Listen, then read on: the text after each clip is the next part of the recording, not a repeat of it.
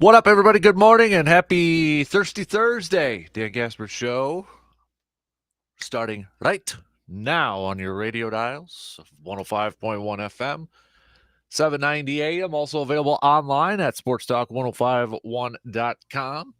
You can also get the Sports Talk app, your Google and Alexa home devices. The video feed up at YouTube, Facebook, and Twitter. Appreciate you making us a part of your start on this spit it out, Dan. Thirsty Thursday morning of November 3rd. We got a busy Thursday coming up here because we're going to try to cram in a bunch of different stuff here this morning.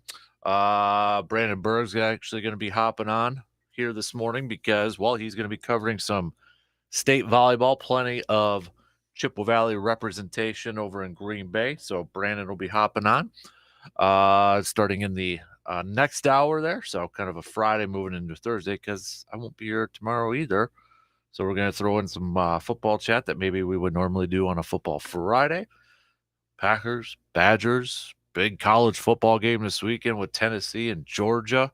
So quite it's supposed to be raining all day Saturday. Might be a good day to kind of chill in and watch some football and that sort of stuff. So the rest on the game plan, though, we start off with the Bucks picking up their 7th win to remain undefeated, matching their franchise record to open the season 7-0. They can surpass their franchise record with a win tomorrow on the road against the T-Wolves of Minnesota. So Giannis, again, another 30-point performance from him, 32 points, 12 rebounds. Drew Holiday, 26 points, 7 assists, 11 of 16 from the field, too. Jordan Nora coming off the bench and leading all scorers off the bench for the Bucks with 12 points. So the Bucks remaining undefeated. They did struggle from 3 last night. That was, you're kind of taking, if you're looking at this game, it was a 116-91 victory for the Milwaukee Bucks. If there was one thing that you could kind of pinpoint on that the Bucks kind of struggled with, it was definitely the 3-point shot. Actually, there was a little bit of a joke going on on the socials during the game, like, hey, can the Bucks actually hit 2 threes in a row? And they finally did it later on in the game there. But Drew Holiday said after the game that not too concerned about it. They had plenty of open looks for threes. They just didn't go down. So, but nonetheless, Bucks picking up their 7th win of the season. And again, it was another solid defensive effort. I know it was just against the Detroit Pistons and such, but when you look at it, defensive leaders across the NBA, and you look at some of the major defensive statistics across the NBA, Bucks are right up there. They're number 1 in points allowed. They're number 1 in rebounds per game. They're number 2 in blocks per game. A lot of that due to Mr. Brook Lopez there too. So points differential, they're number 2 behind the Phoenix Suns. So yeah, a lot to like so far in the early goings of this Milwaukee Bucks team. So we'll hit that up coming up here in just a little bit on the opening drive to kick things off here this morning. Also on the docket, on the game plan here, Packers returning to practice yesterday. Nothing too out of the ordinary. One good note was that Alan Lazard returned to practice yesterday. So hopefully he's got a shot to maybe play this weekend against the Detroit Lions. Christian Watson was still out, recovering from an injury, but was kind of doing some stretching and that sort of stuff. So maybe progressing nicely on the concussion report. Hopefully be able to get back out on the field this weekend. So we'll go through some of the stuff. We'll go through some of the comments from Matt LaFleur and Aaron Rodgers as they talked to the media yesterday. Obviously, a big question from yesterday was the lack of moves from I should say not lack of moves, no moves at all from the Packers front office before the trade deadline. So we'll go through some of what Coach LaFleur and quarterback number 1 had to say about that too. So just saw this stat kind of pop up Apparently it's from last night, but Pat O'Donnell, Packers punter Pat O'Donnell, has been pressured on 23.5% of his punts this season, the highest rate faced by a punter over the last 5 seasons. And he also has the lowest average hang time, 4.11 seconds on punts this season. And I think that hang time probably has a lot to do with trying to get these punts off. But man, yeah, 23.5% pressure. That the next highest, you got to go back to 2018. I was at 21%. So opposing special teams units definitely putting the pressure on Pat O'Donnell this year, no doubt about it. So and I guess might as well mention, but this just literally happened a couple minutes ago. New Dolphins outside linebacker Bradley Chubb just signed a massive extension with the Miami Dolphins. 5 years, $119 million. Woo, Nelly. Good chunk of change right there. Dolphins, though, trying to take advantage of that with that quarterback contract, right? Yep, trying to do that. So, all right. So yeah, we'll talk some football. As I mentioned, we'll throw in some college football talk too. As we're trying to cram some football Friday stuff in here. Luke will be in tomorrow, but I obviously want to chat a little green and gold and a little Badger football with all of you. So we'll talk a little bit about Badgers taking on Maryland and obviously these other games on the slate for the college football weekend, including that big game with Tennessee and Georgia on the docket there. So we'll get to that coming up here in just a little bit. World Series tied up 2 apiece now. Astros throwing a combined no-hitter last night. So we're all tied up at 2 apiece for this World Series. So well, it's at least going 6. I thought it would be done in 5, and nope. Actually, it's been a little bit more entertaining than I thought it was going to be. I'll be honest. I thought maybe the Astros would get it done in 5. Maybe the Phillies would win just 1 game there. But nonetheless, it's tied up here. So we got another game tonight, and that's crucial. Game 5. Crucial Game 5. Justin Verlander going up against Noah Syndergaard in Game 5 tonight. Who's going to take that 3-2 lead and be 1 win away from hoisting that World Series championship.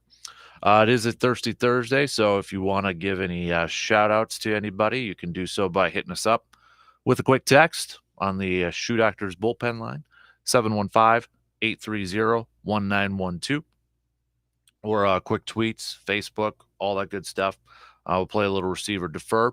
We got another thing planned for you that we're normally going to do on Fridays, but we're going to do it today with Beyond. No outdoor tidbits today. Got to give a shout out to Mr. Jake Boaks because they're expecting another little one out there too. So congrats to that family. Congrats to his family for that. But speaking of the outdoors, some of you having some luck out there, don't forget to send over your pictures for the Tilden Gun trophy board that we can post up on the website. So I'm hoping at least it won't rain too much tomorrow while I'm sitting in a tree stand all morning, all afternoon, all evening. So, but let's get things rolling here this morning on the opening drive.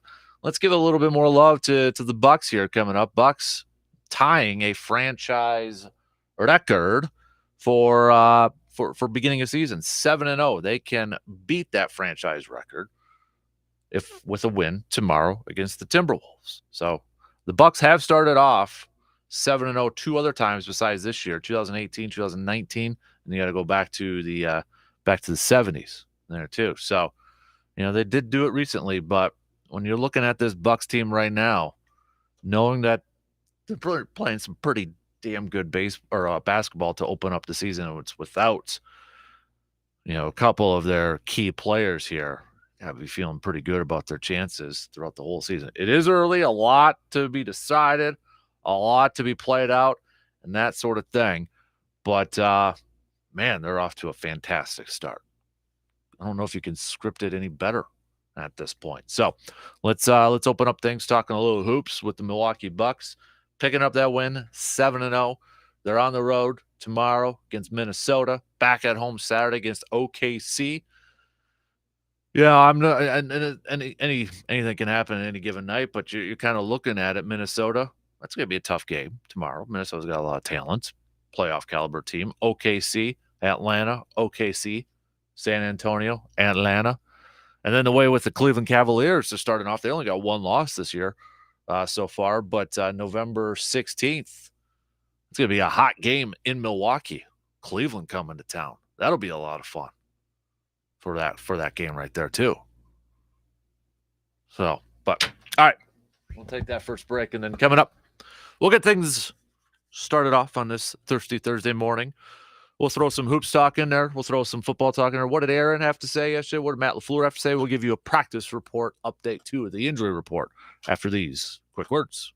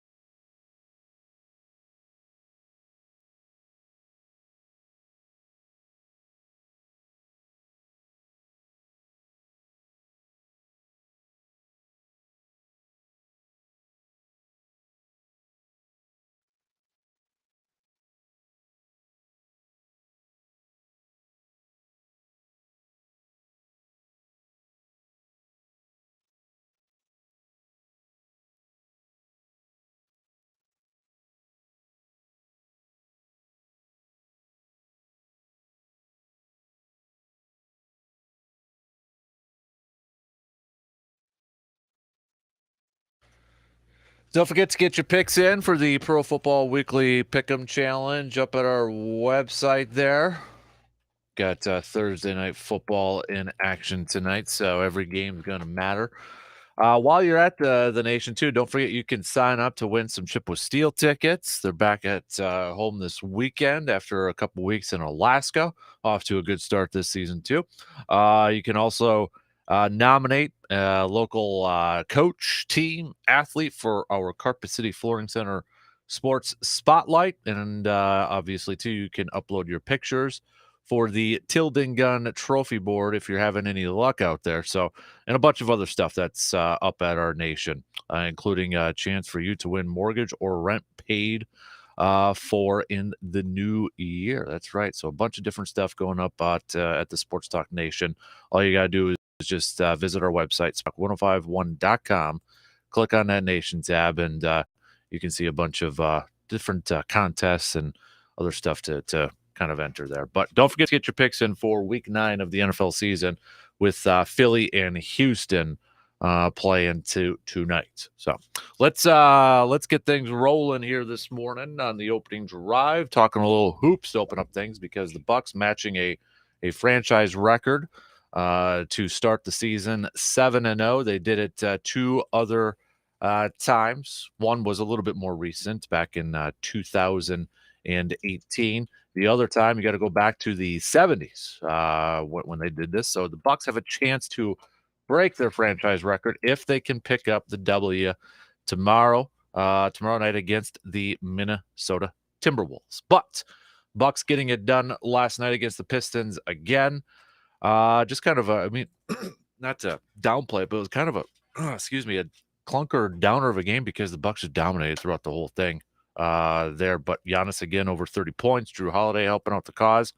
I guess if there was one thing to kind of critique from the game last night, it was the Bucks 3-point shooting, as they were in the 20s, 20, 25. Let me bring it up here, about 26%. And there was kind of a little joke going on the social medias and on the Twitter wires about, can the Bucks actually hit 2 3-pointers in a row? And they finally did it later on in the game.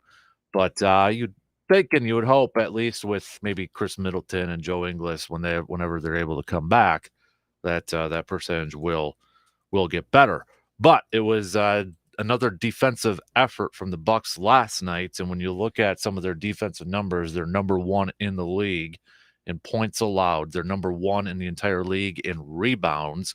They're number 2 in the league in blocks per game, and number 2 in the league in point differential, just behind the Phoenix Suns right there. So, for all the attention Giannis has been getting with the points and all that, is it safe to say, in turn, that it's been the defense that has led the Bucks to a 7-0 start this year? I think it's very safe to say that, and if this continues, they are going to be a force to be reckoned with. Mm-hmm. Especially with some reinforcements coming. Yeah, that's right. You just mentioned those 2 guys. Pat Connaughton as well. Yeah, so Connaughton isn't healthy yet either. No, and Middleton might be getting closer, because, as we mentioned the other day, he's was put on the Wisconsin Herd team to get some reps in, some 5-on-5 action in. So potentially soon, maybe soon here, Chris Middleton will be joining the cause. But at least they don't have to pressure it, because they're off to a 7-0 start, so they can be a little bit more cautious at this point. Yeah, there's no panic in Milwaukee like there is in Brooklyn. Mm-hmm. What a mess that is. Yep. You want to talk about defense too? Giannis had 5 steals last night. He matched a career high. The Bucks had 17 total steals last night. Yeah, and I was watching it back and forth between that and the World Series, so I wasn't tuned in, fully attentive to the game. You need 2 TVs in your living room, well, back and forth. You probably got that in the man cave. I do. There you go.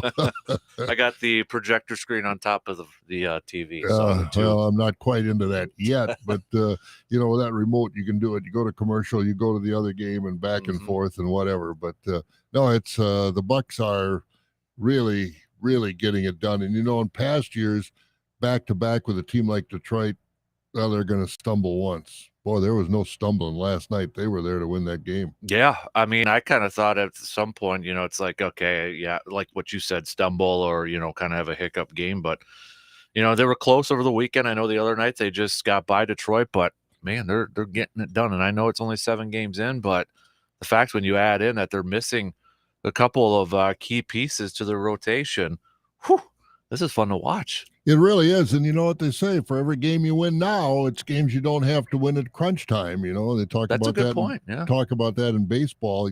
You know, whatever you win in April, May, June, you don't have to win in August and September. Well, they've got 7 up now on, I don't know, Brooklyn. Philadelphia lost again last night. So they're sitting in pretty good shape, and it might take a little pressure off if, you know, Giannis bangs a knee and has to be off for a week or 10 days, something like that. Everyone you can pile up now makes it easier going forward. Yeah. You know, and even like their, you know, starting lineup and that sort of thing, it's very non-traditional because they pretty much are starting 3 guards in the back with Carter, Drew Holiday, if you count Grayson Allen as kind of like that 2 guard, that shooting guard there. And if you count Giannis, yeah, he handles the ball as much as any guard. Right, exactly. So it's a kind of a non-traditional lineup. You know, in the past it probably would have been like, okay, Middleton's out, put Bobby Portis in or something like that. But they're going a little bit smaller, and I think that probably goes hand in hand with their improvement from the perimeter defense. You know, and you watch the Bucks, and I've noticed this. It's not Giannis is scoring a lot of points, but it's not because he's hogging the ball and dominating the ball. A lot of these other guys are getting their shots. Mm-hmm. So it's a nice distribution as far as the offense is concerned. It's just that they've been very, very efficient outside of their 3-point shooting, as you just brought up.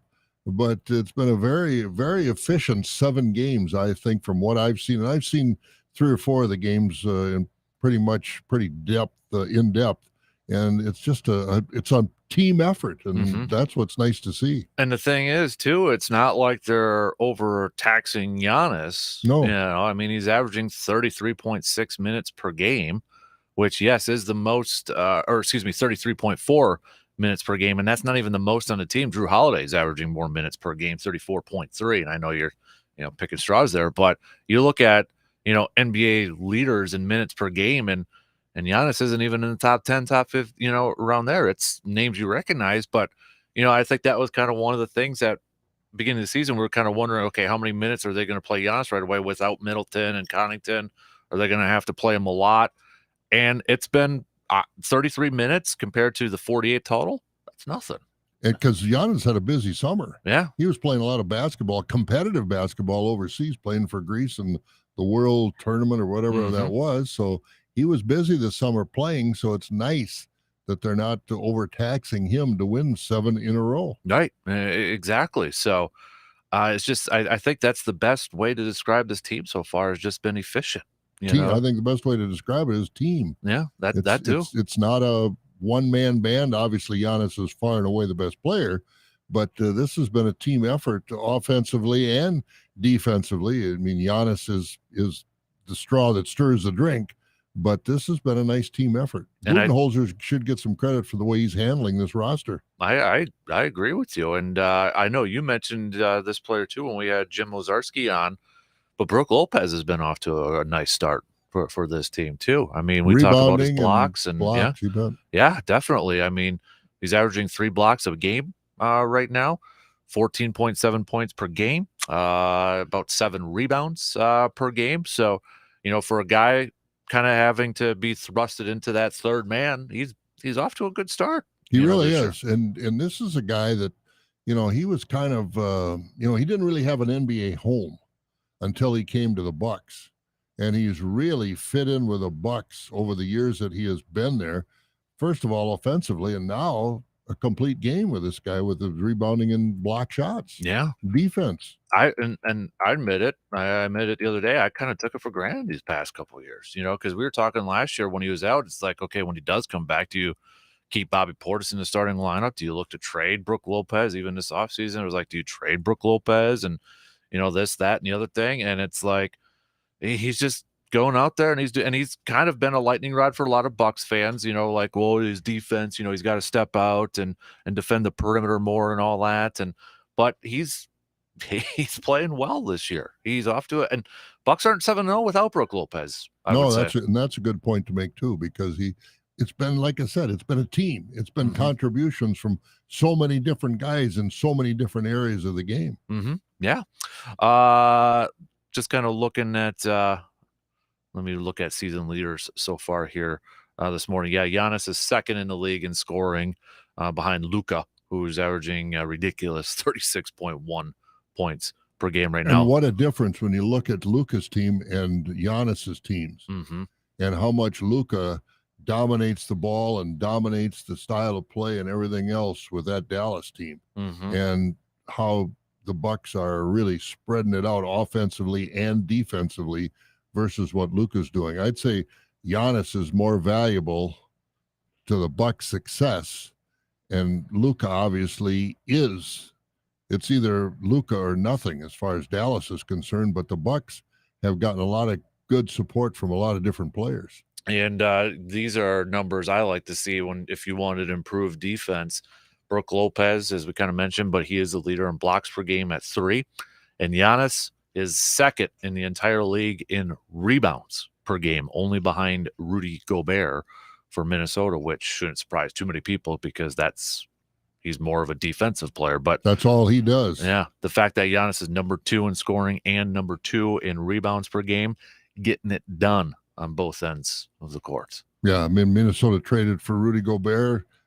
Traded like everything. Yeah, I mean, you did. But, so Towns can be outside more than having to be inside. And, Rudy Gobert is good at what he does. There's no question about that. But he is pretty much a one-dimensional player. Yeah, and we mentioned the three-point percentage. Obviously, not the greatest last night. And when you look at it in terms of the season overall, they're towards the bottom of the league. They're at 26 in three-point percentage. The only teams worse than them are the Clippers at 27, the Orlando Magic at 28, the Oklahoma City Thunder at 29, and everybody's favorite, the Los Angeles Lakers, dead last in three-point shooting. But Drew Holiday mentioned last night after the game that, not really concerned about three-point shooting. They had a lot of open looks. They just didn't make them. Well, I mean, that's why you're poor shooting. But anyways, with Middleton and Connington even, and then Inglis, who was supposed to be a three-point specialist, coming back, are you concerned about three-point shooting at this point, or let's wait for those three to come back and see the improvement? Yeah, I don't think you need to panic about anything. You're 7-0.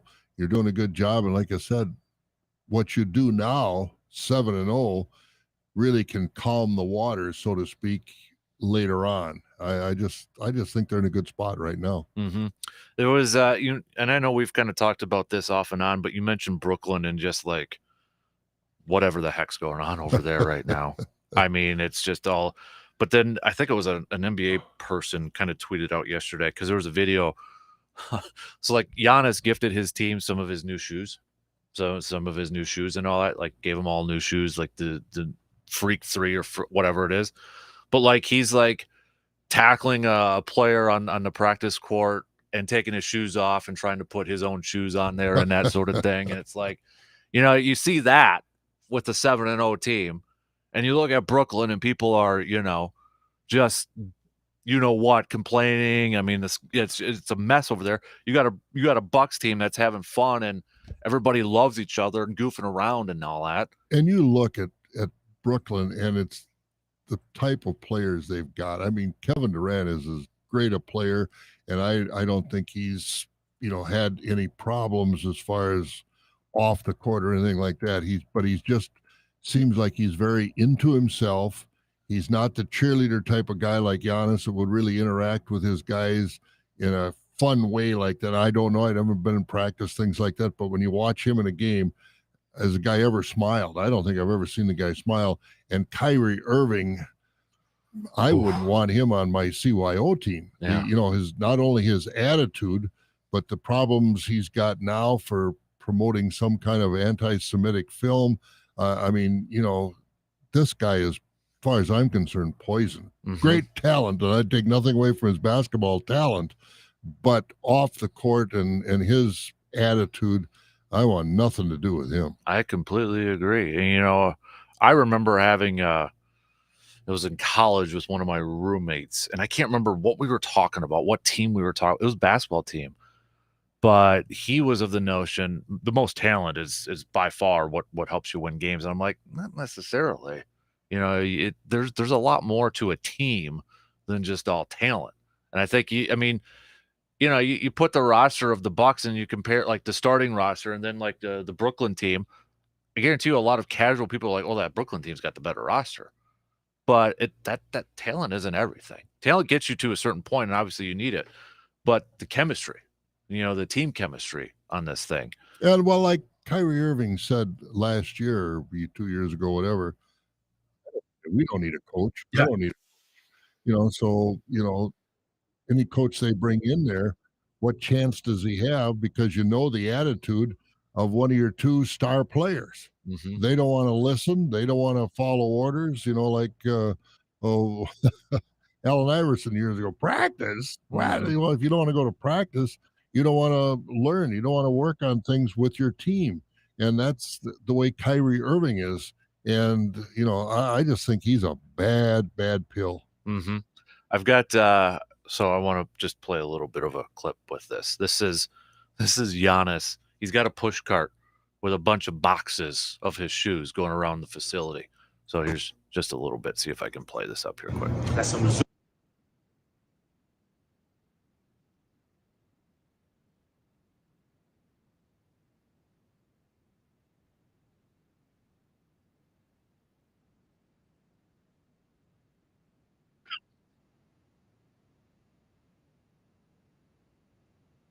Yeah, he's just going around. I mean, even trainers and all that stuff going around, giving them new shoes and that. Good for him. And what kind of camaraderie does that build in the clubhouse with all play? It might bring some of the, shadow players or the quiet guys out and maybe bring their personality out a little bit. Because if your star is willing to do these sorts of things, it's just a good thing. And I know people are like, well, he probably gets them for free and all that. He probably sure does. He does. Well, even if he does, I mean, it's not. He doesn't care whether he gets them for free or not. But the company that I don't know whose shoes are they? What's Nike. Nike. Yeah. Well, believe me, Nike can afford to promote these things and give these shoes away. But you look at the publicity this just got. Yeah. You can't buy that. No. I don't care how much you want to spend. That's absolutely priceless. I think I'll have to double check, but I'm watching this one. It might have been Serge Ibaka. He like kind of tackled on the practice court and ripped off his shoes, put out his own ones right there. His brother helped him out though. But that's the stuff, it's like. When things are going good like this, those things happen. You can bet that Kevin Durant isn't doing that with his shoes with the Brooklyn Nets, because there just doesn't seem to be. The Bucks have a feeling of team, of family, and getting a little hokey, but they're professional athletes. But still, they've got feelings. They want to win. They want to win with their friends. These guys seem like they're pretty much all friends. Well, look at the Phillies right now. Yeah, that might be an example right there. I mean, you've got what was the player? But the player's wife just bought a bunch of beer the other night during the game. Yeah. For Phillies fans and all that sort of stuff. Bought 50 beers or whatever it was. Yeah, and I saw the video the other night. But they're buying beer and all that stuff. That's what sports is supposed to be about, exactly. Right? And that's why I'm worried, not to change the subject here, but baseball. But like last night, I mean, if Don Larson was pitching last night, he got no perfect game. They'd have taken him out in the 6th inning. I mean, I think baseball is over metricing itself and taking the fun out of the game. Well, who cares about it? I mean, a no-hitter in the World Series is great by a staff, but big deal. Mm-hmm. This guy I thought deserved to continue to pitch. And I just, the metrics and all these numbers that they're doing in baseball, I think they did a tremendous amount of harm as soon as they took him out, I quit watching the game. Mm-hmm. I was watching the game to see if he could, this guy could throw a no-hitter, because he was tough last night. He had Philadelphia tied up in knots. Yeah. But I just lost. I said, the heck with it. This is not the way the game is supposed to be played. I was actually going to bring this up with you too, but quick with Javier, who's the pitcher last Javier, night. thank you. This Young kid, wow. And this is, I didn't know this till after the game, but this is a cool thing too. He said after the game, it's funny. My parents told me today I was going to throw a no-hitter, and thanks to God, I was able to accomplish that. And the best part, his father arrived from the Dominican Republic earlier that day to watch him pitch for the first time. Isn't that something? Right, man. It's beyond words how frustrated I am that the kid didn't get to pitch until if they would have gotten a hit off him. I just think baseball is shooting it. They say shooting itself in the foot. I think baseball's shooting itself in the heart. I just lost so much interest when they took that kid out. He deserves to have stayed, in my mind. Might be old school, but I think he deserved to be able to pitch that game. So I would. And I heard you and Luke yesterday talking about the rain out in Philadelphia, and Luke said Bosol wants everybody to have a dome. No, Bosol does not want everybody to have a dome. I didn't say that. Luke did. But, you got to play in the weather conditions, and baseball is a game that needs decent weather. The Brewers Stadium, with the roof, open it and close it in November. I mean, that's I think too many teams get so, and the Brewers are one of them, where they get so reliant on that roof where they close it too much, in my opinion. I agree with you. In Houston, they only had it open once all year. But again, last night, I just was so frustrated when they took him out. Mm-hmm. I know it's the way of baseball now, but I don't like the way of baseball now. And it's not because I grew up watching them, play the game the way it should be played versus how they do it now. No, I was actually going to ask you, do you consider that? I know they're calling it a no-hitter, and since Don Larson, and the only other postseason one was Roy Halladay in 2010, but I think you kind of answered the question there. You do not consider that a no-hitter. Well, I consider it a no-hitter, but I'm thinking of these old-time pitchers. If this would have been Roy Halladay or Jack Morris, remember him in the World Series of the Twins, and they'd have said, you got a no-hitter, but we're taking you out. He said, the hell you are. You aren't taking me out of this game. I think even Verlander would have had a no-hitter going, and they'd have tried to take him out. I think he would have objected very strenuously. Mm-hmm. But these young guys now, they're in it, and this kid is just, so young that he's not going to buck the system, and I don't blame him for that. But, and I'm surprised that Dusty took him out, because Dusty's an old school type guy, but he's into the new metrics of baseball. And, I just think they lost some luster. They lost a lot of luster on that no-hitter last night by not letting this kid. He wasn't tired.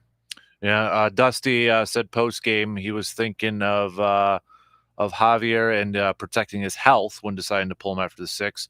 Noting his increasing pitch count and strength of the Astros bullpen. How many pitches did he throw? I'll have to get the exact number up here, but Dust said it's always tough to take a guy out, but you have to weigh the no-hitter and history versus trying to win this game and get back to 2-2. Nolan Ryan pitched for the Houston Astros. If he'd have been a no-hitter in the World Series, you think you'd have got him out of there? He threw 160, 170 pitches a game. 97 pitches. Not even close to how many he should have been able to throw. Yeah, 97. 63 of them being strikes. Yeah, so he was tough last night. Jeff Passan, I saw, because he tweeted this out. So Jeff Passan's baseball insider for ESPN.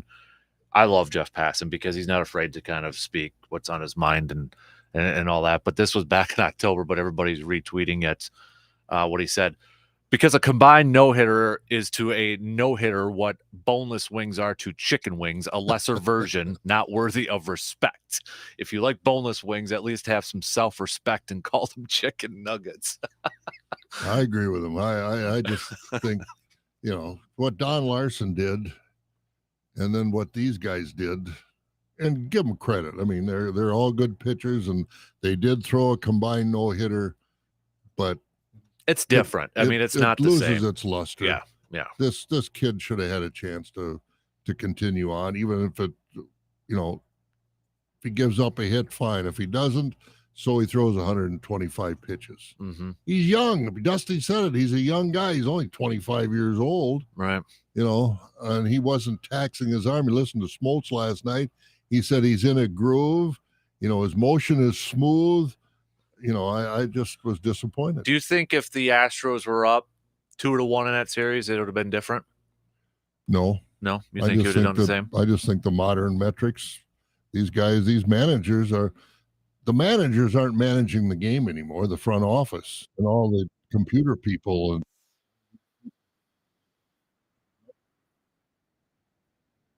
basically how to manage.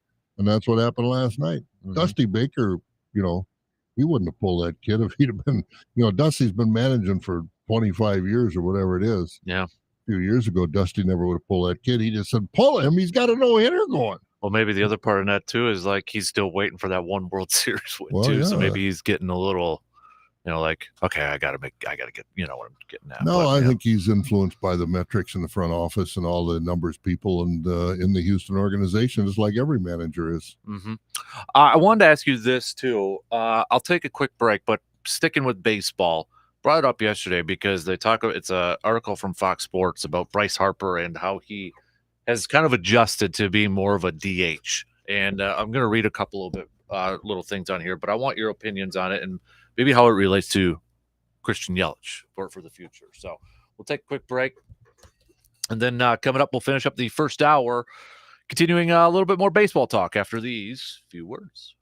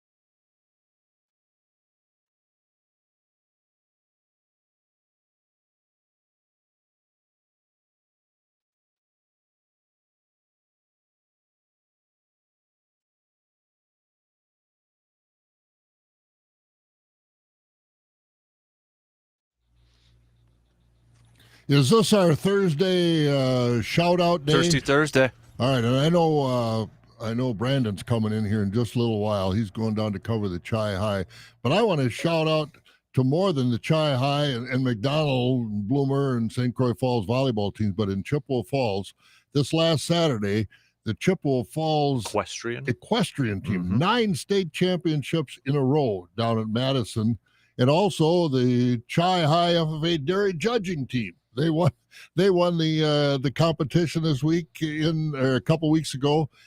Of all the teams in Chippewa County, Stanley, Boyd, Cadott, Cornell, Bloomer, they were all there, and Chi High won that contest as well. So out to the coaches, Chi High's got it going. Yeah, they do. No doubt about it. So, yeah, I know Brandon mentioned that the equestrian team, he wrote a nice article last week kind of previewing the state state trip for them too. So, but that's quite the program. Yep, they got it going. 9 years in a row they've won that from Chippewa Dynasty. Falls. Yeah, they really are. A couple of messages to get to. Surveyor saying that might be the quote of the century from Jeff Passon. To Marcus on the video stream, is there anybody? First of all, morning, Dan. I listen to you every morning. I'm on my way to Ellsworth right now. Got your show playing on a car radio. Get some cheese curds. Get some cheese curds. Is there anybody in the league whose shoe you would really want? I don't think so. Maybe in my younger days. You still got those Jordans that somebody tried to buy off of you? Yep, I still got them. I'll be wearing them Saturday. Of course, I don't know. It's going to rain down there, so I don't know if I want to wear them or not. Get your waders on. Yeah, I might wear my duck boots. So we got about 6 minutes to the top, but there was an article on foxsports.com, and pretty much it talks about, the Phillies probably aren't in this situation if it wasn't for the DH in the National League this year. And there's a note on here about Bryce Harper, and I'll read it here really quick. At some point, things change. Remember, Harper had that elbow issue, and with the DH, he was still allowed to hit for the Phillies. Harper learned to see his situation as a blessing, not a curse. He leaned into his obsession with hitting and began hyper-focusing on his at-bats, often going over video mid-game with Phillies hitting coach Kevin Long. Whenever his spot in the order was due up the next inning, Harper heads to the underground batting cage to take some swings, a ritual he's continued even during these tense October ball games. So my question, because we know Harper's getting paid a lot of money, right? A lot of money. Should this be something the Brewers consider with Christian Yelich? It's something to talk about because what's the situation with his back? Does that put a lot of extra stress on him playing in the field? I think it's strictly, Bryce Harper, it's an injury situation. And he's not as good an outfielder as Christian Yelich is.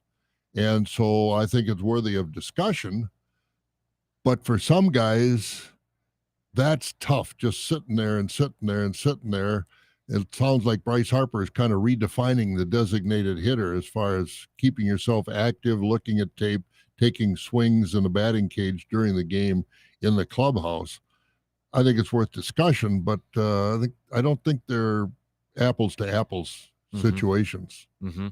I'll be curious to see, we kind of knew with the DH coming to National League, things would change, obviously, with National League teams, they can add that extra bat and maybe increases the value of other players and money wise and that sort of thing. But I'll be kind of curious to know if it does, because you look at the farm system, and I know Brandon has talked about this.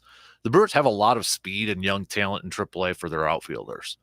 And is that something, if those guys are ready to come up where, they could cover a lot of ground out there, and you have a guy like Christian Yelich who we want to see better at the plate, do you just hyper-focus on him working at his craft at the plate there? Yeah, and I was just thinking, well, do you put him at first base? But really and truly, I think he was less productive offensively than Rowdy Tellez was this past year. So I don't know if that is a viable option. But, yeah, and part of it is Yelich's thoughts on it as well. I mean, he's got to be on board with it, because if he's going to, his dauber is going to be down, so to speak, all year. If they make him a DH permanently, then that's not going to be very productive. So there's a lot of irons in the fire here, but I think it's something they have to pursue, at least to look at with some young talent. They got some young talent. Being fast is one thing, but being productive is another. Right. And I know that's kind of what Brandon mentioned a couple weeks ago, with that speed and that they got with those younger outfielders, could you maybe see more base stealing, especially with the banning of the shift? There might be more opportunities, hopefully, to steal bases because the rules and all that sort of stuff. So maybe a little bit more smaller ball. I don't know, but it's going to be an interesting after this season in 2023 baseball season. It'd be interesting if there was one team, and maybe it is the Brewers, that could do this if they had some speed and really major league talent in that speed to maybe change the dynamic of the game a little bit. Maybe play a little more small ball, put the ball on the ground in a bunt, or hit behind runners, hit and run, take an extra base on a fly ball, things like that. Because I don't think the Brewers have the offensive productivity to stand there and battle with some of these teams that's going to take it to the World Series. I mean, this year we saw there just wasn't anything there. They lost they lost their mojo when the Hader was traded. But even before that, with the lack of production from Yelich, Lorenzo Cain was let go. Tellez did a nice job, and Willie Adames. Willie Adames did a nice job. Even why his name escapes me. Hunter Renfroe. Hunter Renfroe, thank you. I mean, he did a nice job, and there were other guys that did a nice job, but you need guys that are going to be bombers regularly. And if they have that, I don't know. But anyway, but in Wisconsin, our ability to trade at the pro level is not good. Well, except for the Bucks, John Horst, I think it might be everybody's favorite general manager. He's made moves the last couple of years. Yeah, he's done some good things. All that sort of stuff. But it's I was kind of, I don't know if you heard Luke and I talking about it, but is Mike Budenholzer everybody's favorite coach? Him and Jimmy Leonard right now, if you did the Wisconsin coach rankings. Yeah, at this because point, so LaFleur and Council sure aren't. Yeah, and you put Jimmy Leonard. I know he's only got a couple games in, but it's everybody's favorite coach is the new coach. That kind of comes in, and then Mike Budenholzer, I think, like what you said, he probably should get more credit. Yeah, I think he should. He's doing a nice job juggling that. That's and willing to adapt to a new defense. And I know Brandon's going to be in here, so we won't be around for receiver defer. But receiver defer right now, Packer fans would rather see Gutekunst gone than Rodgers. I would say receive based off the last couple of days and some of the stuff that we were getting and through his last here. couple of drafts and his free agent. That's what I said the other day. One thing you cannot knock Ted Thompson on: he always had the cupboard full of receivers. Next man up. There was always ready, another guy ready to come up. Yeah. Whether he had drafted Jennings, already had Driver. Then it was James Jones. Then it was Jordy Nelson. Then it was Randall Cobb. Then Devontae. There's always the next guy ready. And should we say in the receiver defer there is Gutekunst or Murphy gone? Murphy runs his organization. Gutekunst didn't take the microphone. Ted Thompson never took the microphone. I'm sorry, Mark Murphy, you're the boss. Gutekunst answer their questions. That's the one thing, and that's where a lot of the writers are kind of debating about too. And I felt bad for Mike McCarthy when he would have to answer the questions because Ted would never do it. Matt LaFleur shouldn't have to answer personnel questions. No, absolutely not. And he's the one and he did a good job yesterday. I thought he shut it down right away. He's like, I was involved. I was game planning for Detroit. I heard him say that and just kind of shut it down there. But Goody. He does talk a little bit more than Ted, but he should know too that, with no moves, go up there and maybe answer a couple questions in that. So, all right, 1 hour in already. We'll be back after these quick words.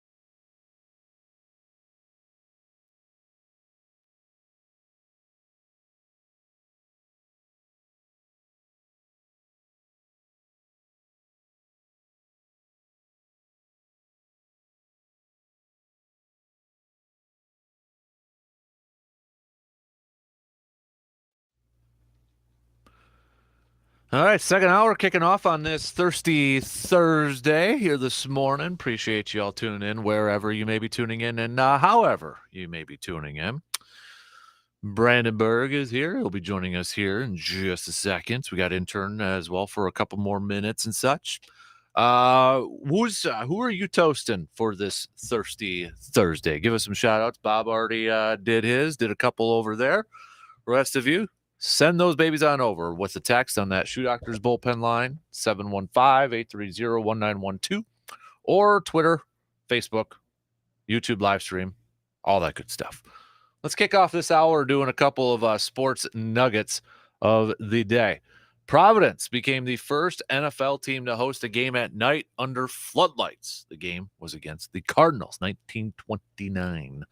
Gordie Howe with the Detroit Red Wings in 1948 made the first of his record 21 All-Star appearances. 1953, the Rules Committee of Organized Baseball restored the sacrifice fly. The rule had not been used since 1939. 1989, the Minnesota Timberwolves played their first NBA game. They lost to Seattle 106-94. Lou Piniella, 1989, was also named manager of the Reds. He replaced the banned Pete Rose.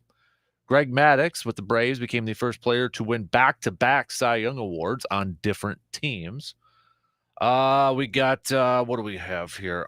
Jerry Rice in 1996 became the first NFL player to catch 1,000 career receptions. And I think that's all I got. Yep, those are just some of your quick sports nuggets of the day for this morning. So, got just kind of catching up on a couple of other things here. So you are going to the Badger game then, intern? Going Maryland? Going on Saturday against Maryland, and I don't know if we're hoping for rain or not because Tua Tagliavoa, his younger brother, is now the quarterback in Maryland, and he's very, very good throwing the ball. Oh. I'm not sure how good. I think he's got some awfully good receivers to throw to as well. So we will see what the weather brings and what that might do for the game planning. Mm-hmm. Yeah. So what time is that kickoff? 11 o'clock. 11 o'clock. Early game. Going down tomorrow, you said? That shows you. Okay. Yeah, I'll get on tomorrow night. That shows you the interest in that game. Obviously, it's not going to be of high national interest. Well, it's probably because, this is probably the second most important game, right? Because you got Georgia, Tennessee this week, too. That's going to be quite a fantastic game right there. And I don't know if you talked at all about that fiasco with Michigan State and Michigan. Yeah. That is so disappointing. Did you see the videos of some of that stuff over there? Completely disappointing. Man.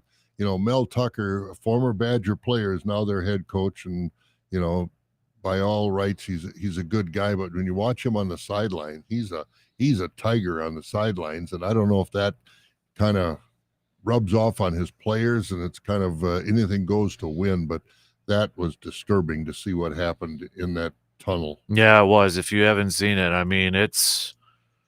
I was like, I heard about it. And I'm like, okay. And then you see the video and it's like, holy cow. That's completely out of control. Yeah.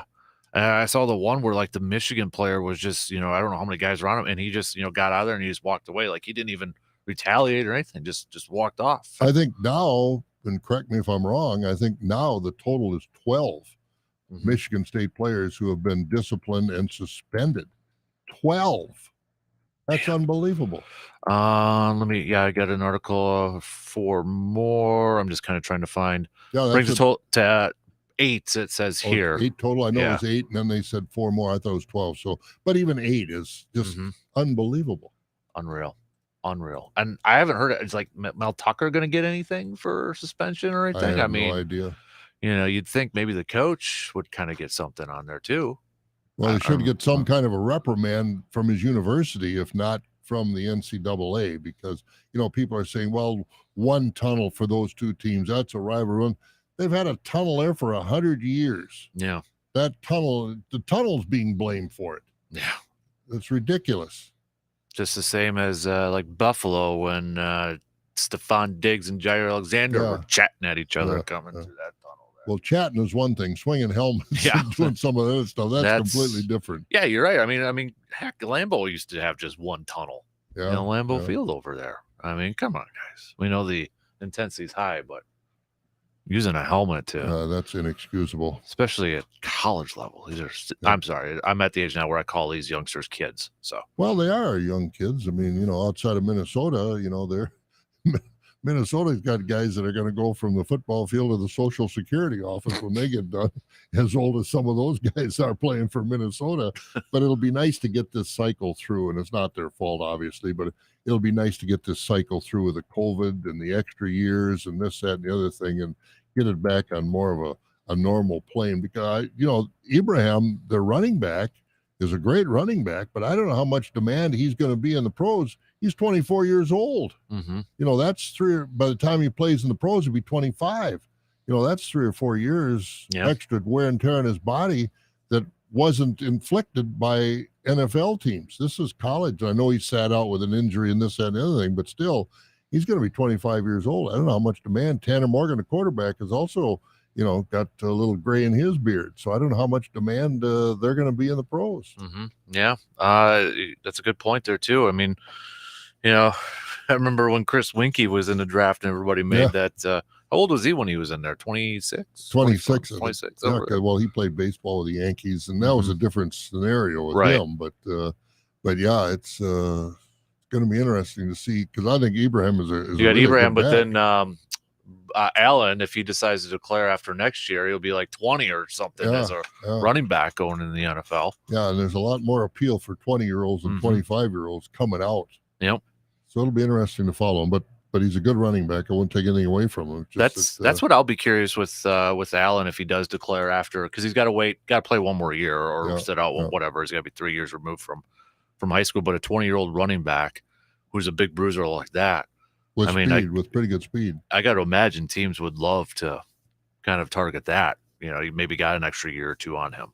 Yeah, and I think what the Badgers are going to do with him, what they did with Taylor, is mix him into the passing offense, because let's face it, the pros throw a lot of passes to the running backs.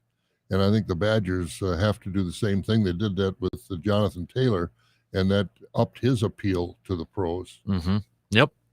Showcase that he could catch the ball out of the backfield. Yep. No doubt about it. So, all right. So you better be bringing back a W for that one. Well, I sure hope so. Before I let you go, though, you want to give any parting thoughts on the green and gold? Do you think they're going to get a W against Detroit? Well, Hawkinson's not there anymore, and he's a really good tight end. Kudos to the Vikings for doing what they had to do to get him. I don't know the final tally on what they had to give up to get Hawkinson, but I have no faith in this team. I hate this. I'm a fan. I'm rooting for him and this, that, and the other thing. But the moves that they have not made and the players that have not stepped up, I mean, number 7, Walker, the stupid play he made in the last game. I mean, you can't do those sorts of things. You just got to keep your head about you, because they showed the replay and it was nothing.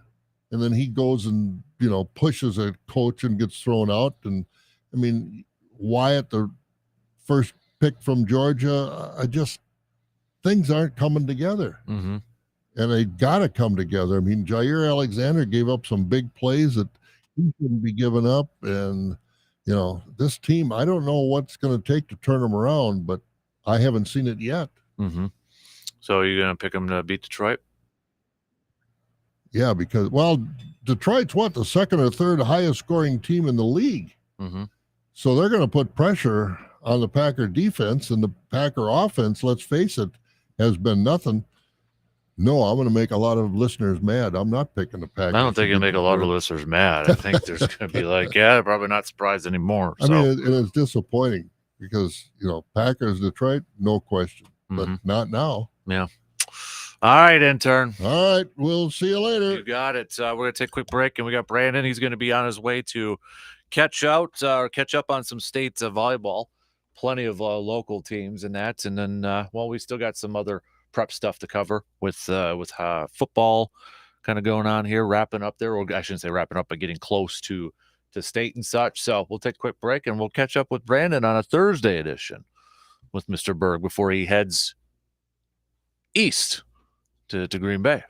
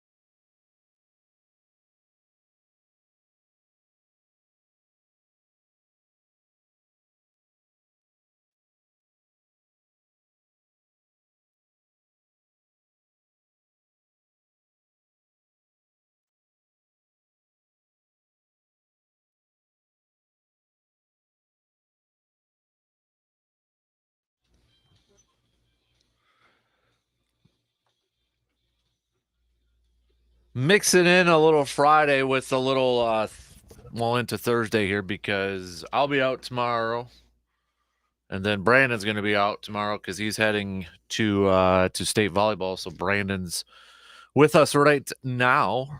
Morning, B. How you doing? Good morning. Ready to head on over to Green Bay a little bit later on today? I am. Usually when you're out of the office, it's because you're the one that's going to Green Bay.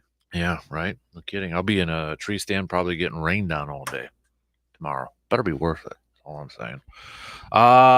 So I'm going to give you, we're going to be doing this on Fridays, but we won't be able to do it next Friday because we'll be at Hy-Vee. So I can't play a little bit of I'm working on the intro for you on this, but calling it, as soon as I say it, you're gonna know what it is, but it's going to be Cream of the crop. Cream of the crop. We're gonna pick our cream of the crop of the week on every Friday, but we might do it today, next hour. So, in honor of R.I.P. Randy Savage. Macho Madness. Cream of the crop. Green rises to the top. So that's what we're going to do every Friday. Everybody else can participate too. Who's your cream of the crop?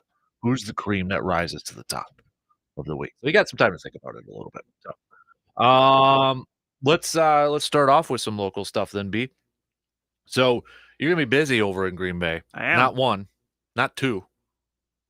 More than three, two, because are you helping Three. out? Look, okay, Just three. Yeah. Okay, not one, not two, but three Three. teams you're going to be watching over there. Chippewa, Falls, Chi-High, McDonald, and Bloomer. Yep. All covering over there. So the first one's tonight, right? Chi-High plays Correct. tonight at The 7 p.m. Division I quarterfinals. They start this afternoon. They got two sessions. They get a 1 p.m. session and a 7 p.m. session. Chippewa plays tonight. They're the 5 seed in Division I. They go up against Burlington.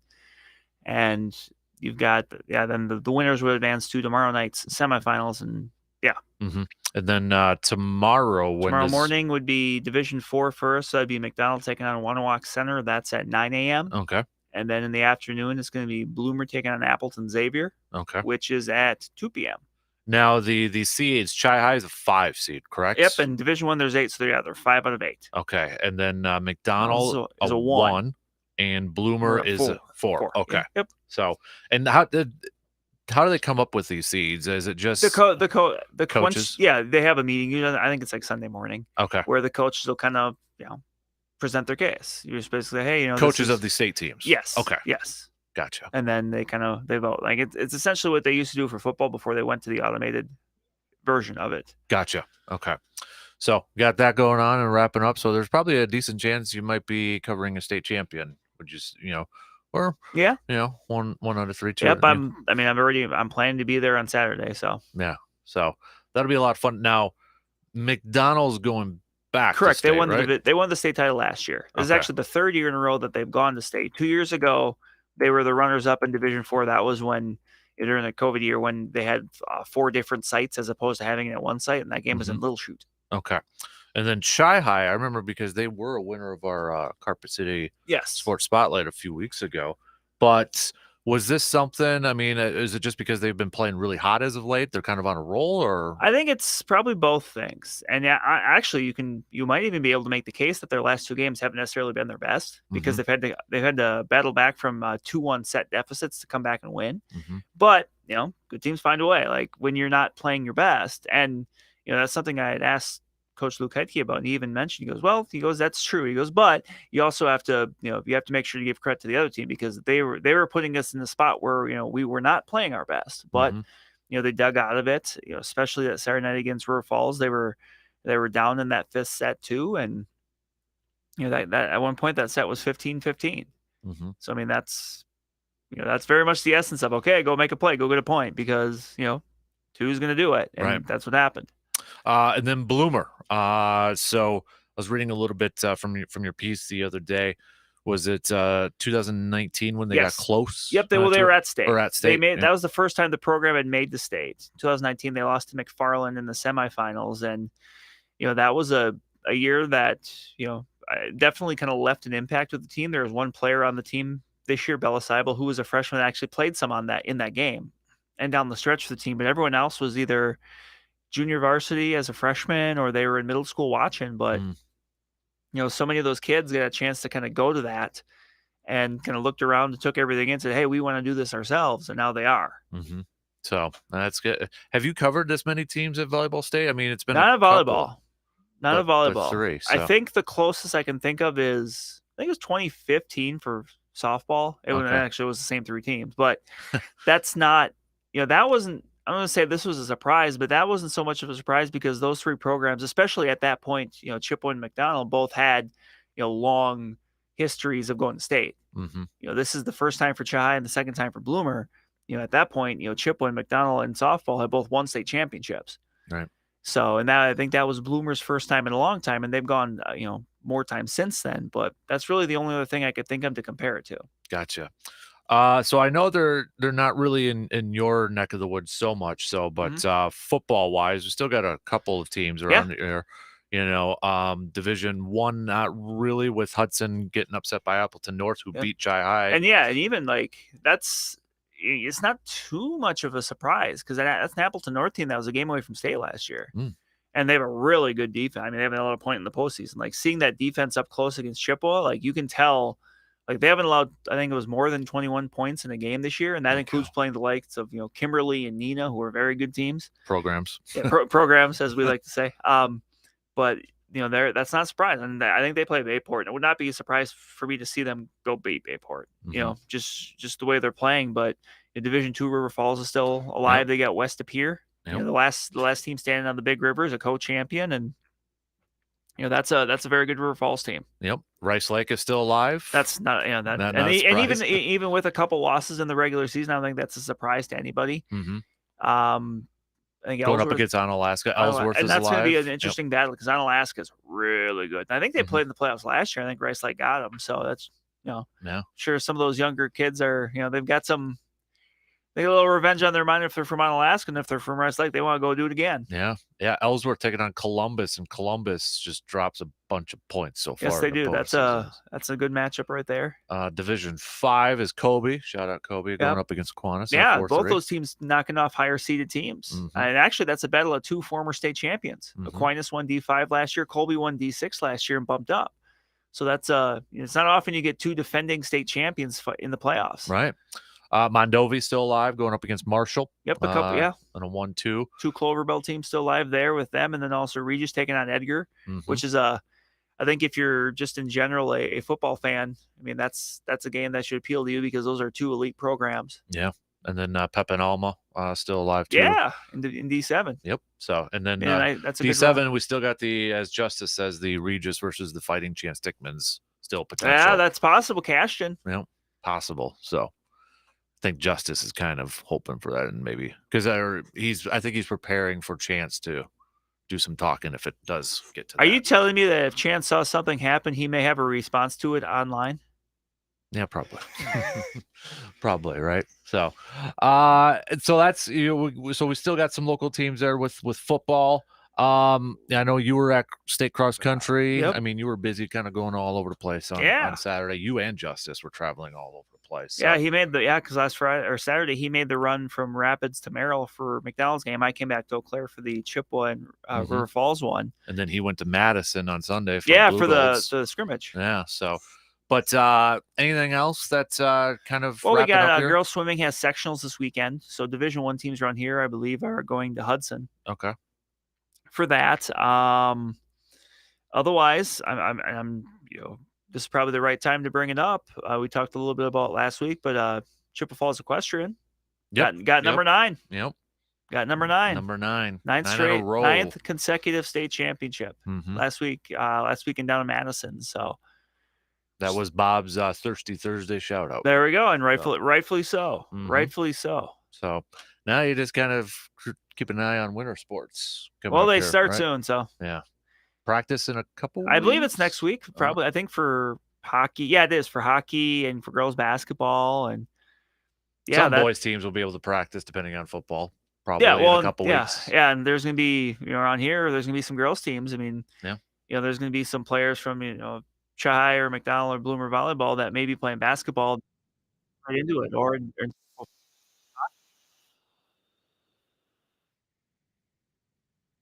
I think last year, because McDowell won the state championship, but that was right before the start of girls basketball season. Actually, their coach, John Cooper, kinda gave those girls, like, a day or 2 to kinda, like a day out, because just a little time to kind of, reset a little bit. Mhm.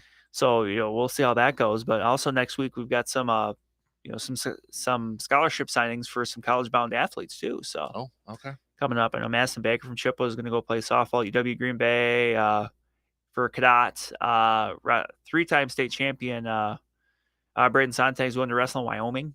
Mm, So yeah, that's that's pretty cool. next Wednesday. That'll be a busy day as well because we're gonna have so many. That's kind of the start of the window, I believe, where kids can officially sign, and yeah, they're gonna it's gonna be a big deal. Definitely. So, all right, B, thanks for breaking the local stuff down. What do you think about your new, since you're wearing a shirt over there, your new tight end from Iowa? Oh, I was a little bummed he didn't pick number 38. I kind of that isn't the college number, and obviously he's not gonna be 88. That's retired, but Right. Anybody doesn't know it's Alan Page. It's Alan Page, yeah. So, but I know Kirk Cousins, they're throwing out stats like, they got like the lowest targets or whatever numbers. They just haven't gotten a lot of production out of tight end. I mean, is that tight end or is that Kirk Cousins? Is it a little bit both? I mean, I would honestly put it maybe a little more on tight ends. I mean, Irv Smith has been he's just been snake bit with getting injured. He was out all last year. He came back this year. He's just been kind of banged up. Now he's out again with a high ankle sprain. So I mean, it was one of those moves that I think it made sense, and then 3 hours later it made more sense because you saw that Irv Smith was going to be out for a while, and with all due respect to Johnny Munt, who's a solid blocking tight end, you really, if you're going to go for it, you can't do it with depending on him to be the number one guy. So I thought it made sense, and really looking at it, they kind of they didn't necessarily give up picks. They just kind of moved back a couple times because they got Hawkinson in a couple picks and gave up a couple. And if you're Detroit, I mean, you're 1-6. Like, if he's someone that you've kind of identified, okay, maybe he's not going to be someone we're going to move forward with, then that's a move you make. And he is someone that's still under contract next year as well. So it's not necessarily just a move for this year. Right. So, I mean, thought it made sense. Kind of surprised, I think, a little bit that it was in division. Yeah, I think Kwesi Adafo-Mensah definitely showed he's not scared to trade within division. Yeah, or he's not afraid to actually like pick up the call or phone and just ask. Yeah, I remember that during the NFL draft there that the Vikings had made trades with Detroit so Detroit, and Detroit so they can move up and draft Jameson Williams, and with the Packers so they can move up and draft Christian Watson. Yeah. So kind of interesting how that's all connected together. Right. Exactly. You don't see that too often. You don't. I don't know how much I buy. I think it was the Lions general manager Brad Holmes who said that even if they were 6-1, they still would have made that trade. Yeah, I don't believe that. No, if you're not trading, one of your better, one of your top receivers if you're 6-1. Yeah, you're not doing that. I'm sorry, Brad. So that's it's nice to think that you would be 6-1. Yes, but you're and I kind of feel bad because I don't have anything against Detroit, right? But. Seeing, quickly after the trade, someone had brought the point that for the first time in his career, TJ Hawkinson's on a team that's won at least 6 games. That's rough. Put it that way. That's rough. Yeah. And then the Bears one. I'm kind of confused back and forth a little bit. Yeah. But I mean, they got somebody for Justin Fields. Yes. And I think the Roquan one, the more it's like it was pretty obvious he wasn't going to sign an extension. Yes. Yes, I mean they already had the issue. They kind of had their back and forth going back to the start of training camp. And I'm all for, like I've said this before on here. I'm all for them. Like, you got to surround Justin or Fields with somebody because you have to find out if he's the guy or not for you. And they really, outside of Darnell Mooney, like they weren't really doing that. So on the one hand, they are giving him a talented receiver. On the other hand, he may be somebody that it sounds like maybe, commanding a bunch of money this offseason for, someone that's kind of, underachieved, especially more recently. So it'll be interesting to see, I guess. Right. For anybody wondering, did Aaron have any more to say about the trade deadline? A couple tweets here from Ryan Wood, who covers the Packers, PackersNews.com. Aaron Rodgers had high hopes for a trade, but he understands why the Packers didn't make a move. Quote, the compensation for whatever players we were going after just didn't make sense. So I trust Brian, and we had some good conversations. We were in on some things. It just didn't pan out. When he was asked if a trade needed to be made, his response, that's not my area of focus. Brian didn't think whatever was out there was worth whatever was required of what was given up. That just sends a message to us that we've got to play with the guys we've got and win with the guys we've got. Now, I might be reading into this a little too much here, B. But, I go to the part where he says, where Aaron says the compensation for whatever players we were going after just didn't make sense. And I might be really, really, really reaching at this. But does that almost say like, okay, is Aaron planning on playing next year? You know what I'm trying to get at here a little bit? Like, because, if he's like, because there's already people saying that he's told people he's done after this year, blah, blah, blah, like bloggers and their basements and all that stuff. Yeah. No offense to anybody like that. But, and it's like, I don't think he's probably saying that. But at some point, it's like, if this was his last year, he's probably not giving a rat's what about future compensation. Correct. But again, would he say that in the media? Yes. So it's back and forth sort of thing. Yes. But I guess what I'm asking is, do you buy what Aaron is saying? As far as do I 100% believe that's how he feels? Yes. I think he may be a little more frustrated than he's leading on. Mm-hmm. Yeah. But, I certainly don't blame him for kind of going the route he is as far as, how the, kind of the brave face, I guess, so to speak, that he's putting on for it. Mm-hmm. Because at this point, it's probably not going to do him any good to kind of, rattle the cage a little bit if that's, how he feels. I don't think he would be upset if they got a player who's an impact player. Yeah. You know what I mean? Yeah. I don't think he would be upset if they brought in somebody that could help him win games right now, by any means. But, it still is kind of weird to hear him say, I trust Brian and all that, when it wasn't that long ago where obviously he didn't because he wanted out. Yes. And it's like flip of a switch and they're like BFFs and I trust this and I trust that and that sort of thing. But it's obviously very clear that they were talking throughout the whole process and being up to date. And I know he said during Pat's show that he was hoping to break some news and whatever. But, I'm sure, he probably, I'm sure he would have loved to have a trade. Like he said, a little disappointment, but, he maybe gets the bigger picture, although some fans would probably disagree with the thoughts of the bigger picture at this point. But as an outsider, Brandon, how would you, a lot of people are upset with Goody right now. As an outsider looking at this team, how would you assess? How would you, I guess, grade or what do you think about Goody and the job that he's done? I certainly think the start of this year has kind of changed some thoughts on that, especially looking at the defense because so many resources have been put into that defense, and it's been a disappointment. This was looked at as being probably a top 5 unit coming into the year, and especially on the ground defending the run. It's disappointed. So to counter that then, or not to counter, but to follow up on that, is that Goody or is that the coaches or maybe the players? It's probably a combination. Because, a lot of Packers fans came in thinking the same thing. So then if we all thought the same thing, is that the players not playing up to their potential or is it the coaches letting it down? Because, I was reading some stuff the other day, like somebody was making the case looking at the situation that Goody inherited, taking over, I think it was a 7-9 team, an aging quarterback, the window, that Super Bowl window, really small. And, he did go out there and spend, right? Zadarius, Preston, Adrian, this, that, signing Aaron Jones. We all thought Aaron Jones was gone, that they weren't going to keep him, and he put a lot of money, and a lot of Packers fans just wanted to put a lot of money in and try to go for it. And I think a lot of Packers fans had the expectation that that was guaranteed to get them a Super Bowl. And they got close a couple times. Yeah. They got close. So were those games in those seasons where they fell short, was that necessarily Goody's fault?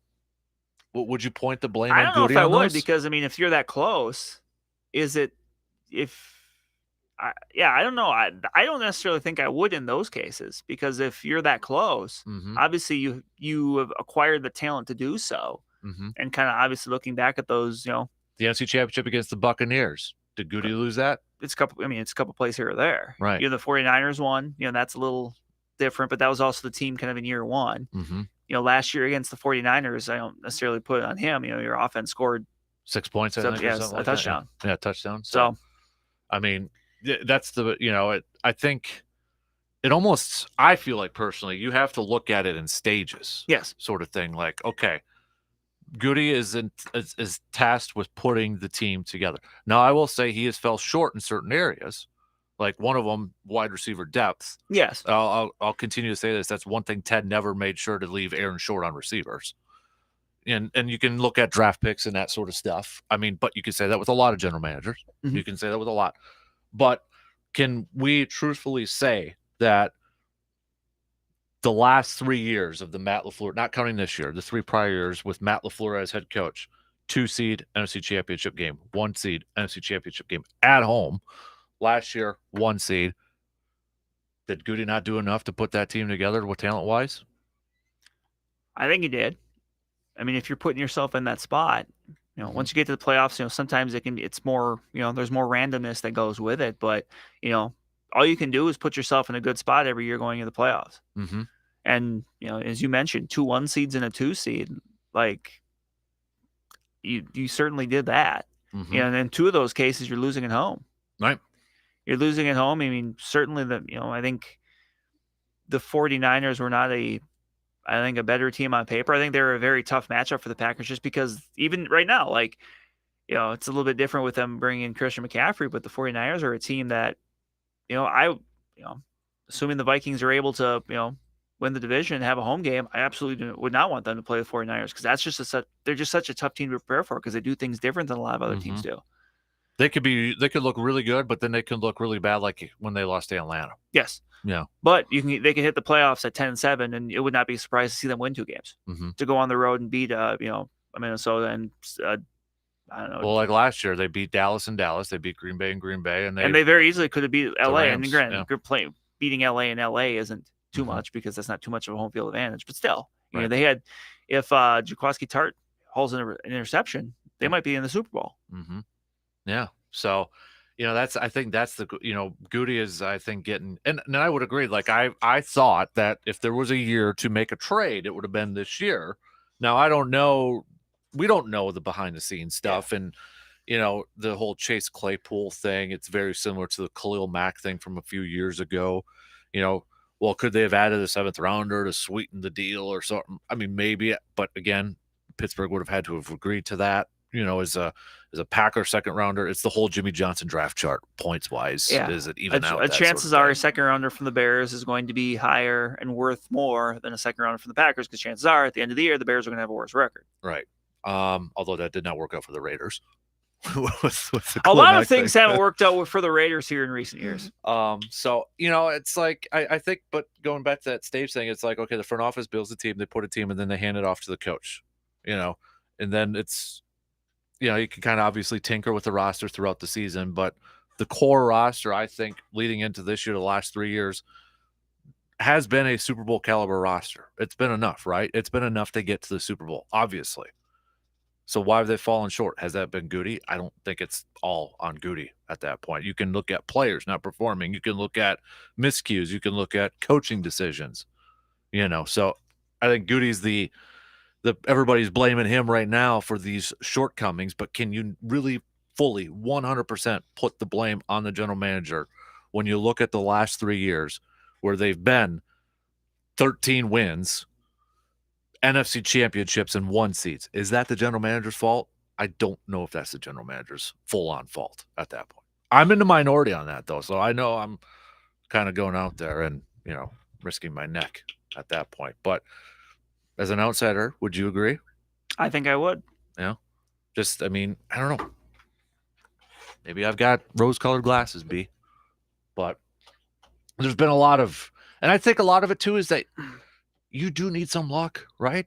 Oh yeah. You need some luck to get there. And that's it. Like you can look back on these last few years and, you never, team fans never want to think, oh, well, we got lucky. Because you always want to think, well, when you win, it's because your team was better and it bear down and it was the underdog and did that. Well, no, Look at Minnesota this year. They've had luck. Yeah.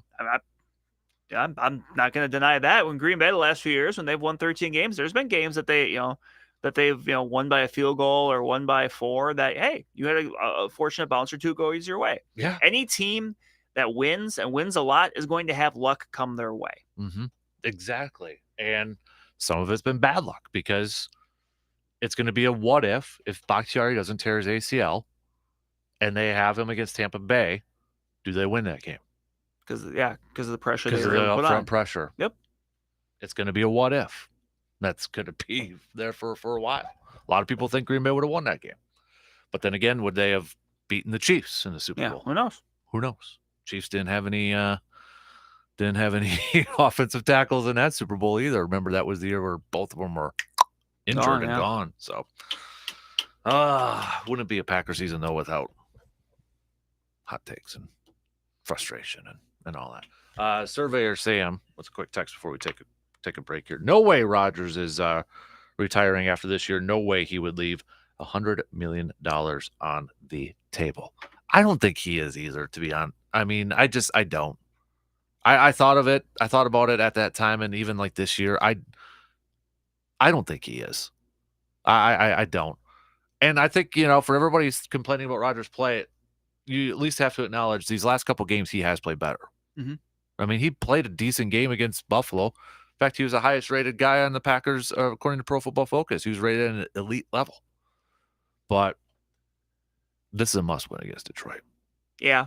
I think bold statement here, Brandon, but if they beat Detroit and they beat Dallas next week to get to 500, I think they get into the postseason. That's a big part of it. I mean, you get back to 5-5 with Tennessee, which who knows? I mean, Yeah. Certainly if short you get week. to that, if you get a short week, but at least you're at home. And at that point, like you're getting to that point, you're committing all your resources to stop Derrick Henry. Mm-hmm. Obviously that Philly game is going to be, that's tough. That's tough. And then Chicago, and then a bye. Like Yep. you could go 2 out of 3 if you did that. Mm-hmm. But I mean, then right after that bye is Rams and Miami. I mean, you're going to have a Rams team that could be desperate. Mm-hmm. We'll see. I mean, Miami, who is a completely different team when Tua's out there. Yeah. Yeah, that should be fun with the Packers corners against those wide receivers if everybody's healthy. All right, Jair, you got to put Jair on Tyreek Hill on that one. But then you got Waddle, who's still, who's still very good too, yeah. yards there too. So I don't know. But that's my bold statement. Win the next 2 you're in. Come on, Aaron, you can't lose to Mike McCarthy on his return. I'll be there too, so I'll be at that one. We're doing a tweet up, so if anybody else is going to that game, let's get together and do a little toast or something like that. So anybody, let me know. Speaking of November 17th, quick announcement, but we're going to take a quick break. That Packers and Titans game. You'll want to hear this. All right, we'll be back after these messages.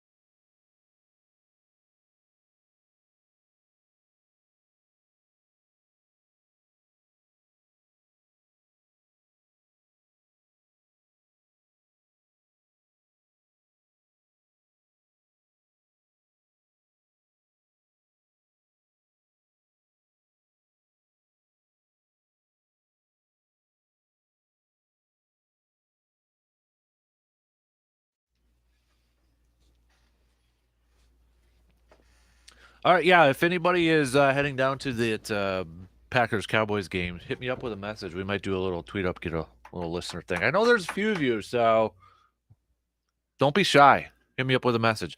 But after that, so right before deer season opens, we've got a Thursday night game.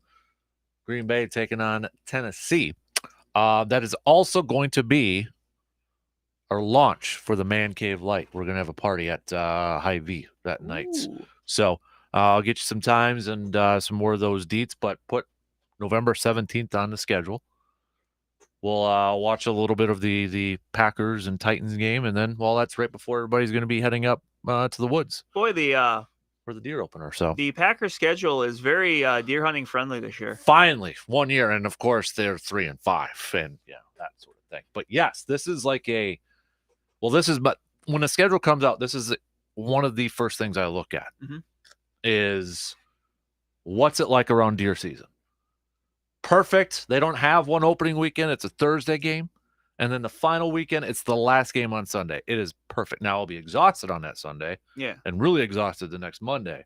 But this is perfect. You don't have to miss any time in the woods. So I love it. But November 17th, we're going to do the Man Cave Light launch at Hy-Vee. Watch a little bit of that game. And then before, if you're heading out to the woods maybe the next morning, well, it's kind of like a 2-for-1. 3-for-1 because we got the beer too. So good stuff. Take some with you. Yeah. Yep. For the cabin. For the cabin. I got Hy-Vee's got the growlers and all that stuff there you too. Go. So, all right, let's. This was an interesting question from Travis from 8-Town. If Green Bay goes on a little run, wins 4 of the next 5, going into the bye week, putting them at 7-6, is that enough to lure Odell Beckham Jr.? That's let's assume he's ready to go in December, right? Yeah. Let's assume that. I think a lot depends on where Buffalo's at, because he's got the big recruiter in Von Miller over there. I think that's probably number 1. Never say never, but yeah, you lose against Detroit and you lose at least 1 or 2 more, then I think you're out on the Odell Beckham sweepstakes, that sort of thing. But I would say yes, depending on Buffalo and yeah. Because what happens if Kansas City, one of their main receivers, gets hurt? Then maybe they're more in play at that point or something. But I don't see the Rams and Buccaneers this weekend, too. Boy, yeah. Is that a knockout punch for one of those teams? Maybe. I mean, last weekend we had Seattle and the Giants in a game that didn't look great at the start of the year that turned out to be important. And that the Rams and the Bucs is kind of the opposite. Yeah. I'm sure at the start of the year, Fox was like, oh, boy, marquee game. Yep. And now there's like, oh. Rams win that. Bucs are at 3-6. Even their saving grace is that division. Yep. But still, at some point, you have to start to put it together. Even the Rams, too, because it's like Seattle's leading, but are you ready to put a full trust into Geno? And you still got the 49ers there, but 49ers already lost 4 games, I think. Yeah. So why can't Minnesota go on a little bit of a losing streak here, B, and help us out? Well, I mean, I would hope that doesn't happen, but the schedule does pick up here for them in the coming weeks. Yeah. After Washington this week, it's Buffalo, it's Dallas. And are we ready to buy into Washington right now? Are we ready to buy into Taylor Heineke? I was going to say, do we have a quarterback controversy? I think we do. I mean, I think if you're Washington, you got to keep with Taylor Heineke, don't you? Yes. I mean, at least he gives you a little bit more with the legs in that. And it just seems like there's been a spark there. Him and Terry McLaurin have a connection. Yes. Yeah. Yeah, I think so. I mean, you're only connected to Carson Wentz for 1 year. It's not like you signed him to this big extension. Yep. So I think you have to. I do too. I think so. But yeah, the worst thing that could happen to Green Bay is if Washington starts winning some games here, because that's another team that another team that owns a tiebreaker. Right. So I mean, you need the NFC East to kind of beat up on each other here a little bit, but you can't afford to have too many teams in front of you right now. So especially when you don't own very many tiebreakers. I mean, heck, Tampa Bay, I think, is still above Green Bay, even though Green Bay beat Tampa Bay, but it's like the third tiebreaker scenario sort of thing that you have to go down that list, and that's why Tampa's got a little bit of an advantage. So I don't even know who to root for at this point, the Rams or Tampa Bay, because I don't know. Just take care of your own business first, then we can talk about cheering for other people at this point. So, but I don't know. Detroit, though. No TJ, no Swift. It sounds like he missed practice again, so it might be the Jamal Williams show. They fired their defensive backs coach because you got to do something their defense is not good at not all. good. But It'll be a highest scoring game. You think so? It could be. I don't know. I feel like whenever we get the high scoring games, it's always a low one. Besides the Chiefs and Rams one from a few years ago, was that the Mexico game, the Mexico City game? Yeah, that was up there. I think somebody joked because doesn't the Lions and Chiefs play? No, I don't think they play this year. I can't remember. Anyways, but no. Say the Packers don't make the playoffs and Rodgers retires. Is it an automatic for the Packers to go after a quarterback in the first round, such as a Bryce Young or a CJ Stroud? I don't know. I guess I'd say never because they did draft Jordan Love, but I would probably say it would be would it be a waste if you put all that time and effort into Jordan Love and then just said, okay, no, never mind? Or would it be as a backup option in case Jordan Love doesn't work out? Because you have technically the 5 years with the first round pick. This is true. Because it's a fifth-year option. But that's the thing that they're going to have to decide this offseason if it does come back. Are you going to pick up the fifth-year option for Jordan Love? Mm-hmm. And it's not cheap. No. That's the other factor in this whole thing. I think they do. If Aaron does come back. And, sorry, kid, but you're still going to play backup role. Mm-hmm. But I think they do. But they're going to be in salary cap hell next year. And I honestly think this is Aaron Jones' final year in Green Bay. Just because he's got to get $20-some million cap hit next year because of the restructures. And that's the other thing, too, with this whole thing. The COVID situation screwed up the salary cap for so many teams like Green Bay, where, if they still wanted to be in that window, they had to really mortgage the future here a little bit, Kick the can down the road. Right. I mean, the COVID year where they went to the NFC Championship game, lost to Tampa Bay, then instead of the salary cap going up $10 million, it went down around $10 million. Well, then, you could have been like, oh, screw up. You thought the window was still there, so you had to adjust some contracts and all that, and it just didn't work out. So, I don't know. That's why they play the game, though, B. Mm-hmm. If we could win it just by playing Madden roster construction, what a world it would be. All right, we got 2 in. We didn't get to play a little receiver defer because we're a little bit late, so we'll do that coming up in the next hour. Plus, cream of the crop coming up next hour, too. We'll hit that up.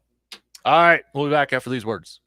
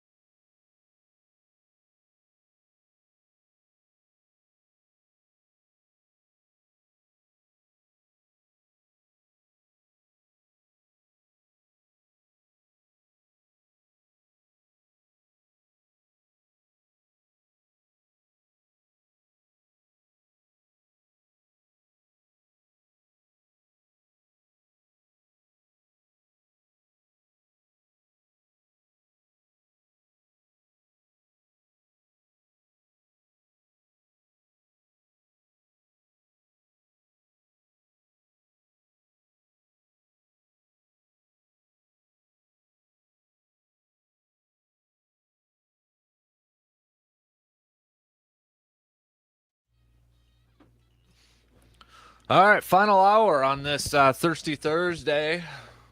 Who do you want to toast this Thursday? Hit us up with a text, a tweet, Facebook, all that good stuff. We're gonna have a little fun question based off that newscast from Morgan with the Hodag thing that was named best mascot Mascot in the country. mascot in the country.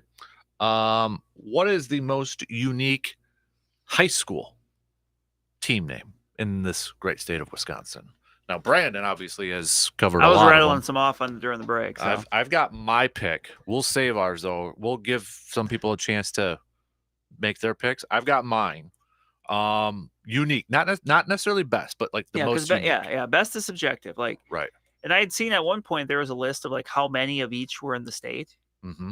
So, but I've got some that I personally enjoy. Okay, so we'll give you a shot to hit us up with your picks there. Join in on the little fun, kind of change it up here a little bit. So, do you want to do a little receiver diverse since you never usually do? I never am here for it. No, yeah, let's go.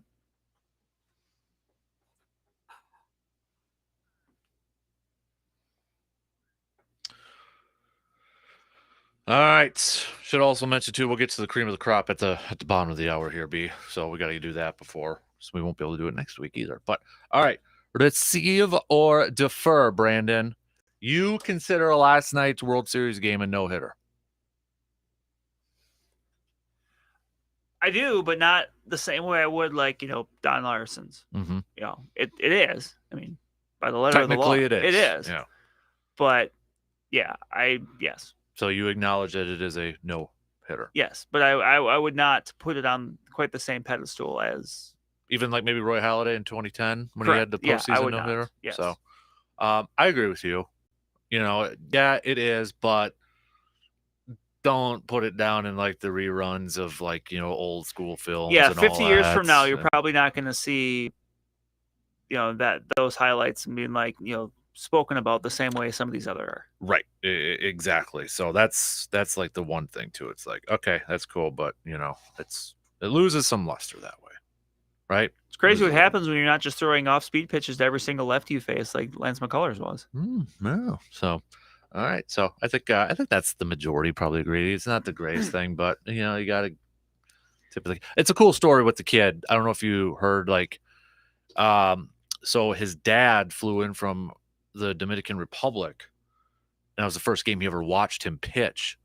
But he also said too after the game that his parents told him that he was going to throw a no-hitter. And then look what I love those type of stories like that. So that was pretty cool. I thought that was pretty cool.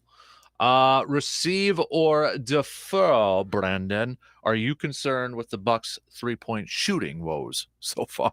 It took me a second. I was thinking as you said that, I'm like, they're 7-0. What would I have to be concerned about? But I'm going to defer that for now. I mean, right now they've really been kind of leaning on their defense so far, but you're getting Middleton back here. You'd think sooner than later. Like I think eventually it rounds into form. Mm-hmm. Yeah, you got Middleton, Joe Ingles, who's solid at 3. Pat Connaughton's made some threes, obviously throughout his career. So, I'll defer it for now. I know they're like in the bottom 5, 6. By the way, the worst team is. I believe that. So give me a little bit more than just 7 games through. Although I'm loving what we're seeing from these 7 games. Defense, Brandon, would you say receiver defer? They're winning these games because of defense? Oh yeah, 100%. I mean, I know Giannis is doing his thing, but Giannis is doing it on defense. Giannis is second in the league in rebounds per game, behind Rudy Gobert, which that's Rudy Gobert. Yeah. So, Brook Lopez is leading the league in blocks per game at 3.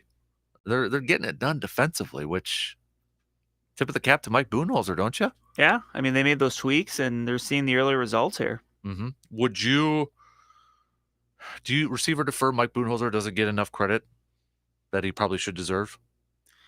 I will receive that. I know up until the title year, there was certainly a point of contention. I think once they won the title, he earned some benefit of the doubt, even with the Celtics series last year, where many people were frustrated with the way they play defense. But you got to give him credit for acknowledging, hey, we can tweak this. Mm-hmm. And it's only 7 games, but still, like, it's nice to see that they made a change at something and they're seeing positive improvement. Mm-hmm. I would agree with that 100%. I would agree with that. So Receive or defer. You agree with the college football playoff rankings that came out the other night with Tennessee number 1. You had Ohio State at 2. Georgia at 3. Was it Clemson at 4? Yeah, because I think the controversy was Clemson over Michigan, or some people had disagreed with that. Right. I'm going to defer just to say, I mean, I think you can make a case for Michigan or TCU. I mean, Clemson, I just don't think they're that much better. I mean, I would say that you could make a case for a couple other teams. Well, we know it'll change after this weekend for sure. Yes. with the Tennessee and Georgia game over there. I like the fact that they actually went with Tennessee at number 1. I do too. They should be. Yeah. And I'm surprised they actually did, to be honest with you. Yes. I'm surprised they had Georgia at 3. I thought they would just put Georgia at 1 and be like, okay, we're leaving it there. I mean, even Georgia's favored, was it still 8 or 9 this weekend against Tennessee? So I am happy they did that. But it is good. So I'll receive it just because of Tennessee up there. Why not? Tennessee. Game of the year.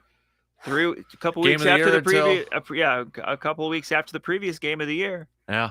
And then a few more weeks until the Ohio State Michigan game of the year potentially. And then you'll have the SEC title game. There's been some solid games out there, that's for sure. Oh yeah. Receiver defer. Deion Sanders will be coaching a power college football program next year. I'm going to receive that. Ooh, I do. Okay. I think it's going to be time. Should Wisconsin make a run at him? I think Auburn. Everybody's talking about Auburn. I think they're real, obviously always with Alabama, they're kind of got that little brother syndrome. But now you see, obviously, Georgia. You got a Nick Saban, Deion Sanders, not State Farm, Geico. Well, no, the Duck, whatever. Aflac. Because they do the commercial. Oh. But I think, because right now I think that the rumor was like their number 1 candidate was Lane Kiffin. Yeah. Which I think ultimately that just leads Lane Kiffin to get a nice bump up in pay at Ole Miss. I was thinking about Lane Kiffin the other day. You think about his coaching career. It has been a tidal wave, man. It has. USC. Remember he coached you. He was at Tennessee at one point. Yeah. Well, it was like a USC assistant, then the Raiders, and then Tennessee. And then where'd he go? USC. Then Florida Atlantic. Yeah, Florida Atlantic. And then oh geez, Louise, It's an odyssey. But Cliff Kingsbury is going to be the next Lane Kiffin, probably. Well, the question is, if Cliff King, we had this conversation off air before at one point. We're like, well, how does Cliff Kingsbury keep falling up? And you brought up the point he becomes the offensive coordinator for the Patriots. Yeah. And then takes over that job eventually. But no, I think they're going to try to take a big swing at this because they see the landscape in the SEC and kind of feel like they have to. And I just think that would be the move. Do you think it would be, and not to diminish because Deion's my guy, primetime, but do you think that's more of a move? And he's done wonderful things for Jackson State. I'm not trying to diminish, but would that almost be more to help get recruits? I think it's a little bit of both. Mm-hmm. I think it's. I think Deion would take his players with him. But I think that it would be, it would be a move for publicity, but also he can coach. Like Deion can coach. Like he's not like he's just some well-known dude that doesn't know what he's doing. He can coach. We chuckled at the idea a few years ago about him at FSU and all that, and it's like, boy, wouldn't FSU love to have him right now? Right. So I just think it makes a lot of sense for them for a lot of reasons, especially because their last coach was kind of the, under the radar, kind of like, guy that won a lot at a, Boise's not necessarily like a mid-major, as you would say in college basketball, but, I think this is their big swing. Mm-hmm. There's I don't know if I can play it. I'd have to rewatch it, but he was doing a thing with he does a lot of stuff with Barstool, but he was doing another thing with, I think it was the Part of My Take podcast. And because I think it was on Dan Patrick's show too, they brought up the notion, would he actually coach Bo Jackson's alma mater? Auburn, it's because it always seems like Bo Jackson, Deion Sanders, best athlete, always tied at the hip. But he asked, they asked Deion, who's the best is Bo Jackson the best athlete? And he's like, no, my cousin Junebug. He was a crackhead and he always stole stuff from me and he was always hard to catch. He's like, but Bo's probably number 2. I'm like, oh my god. And he was serious, and he's like, but he would always steal stuff from me, and I'd always have to try to catch him, and I never could. But his cousin Junebug was the best athlete he had. So remember too when Dion was hired by Jackson State, who was joining him? T.O. Oh yeah, it was like Warren Sapp. Yeah, there was like this.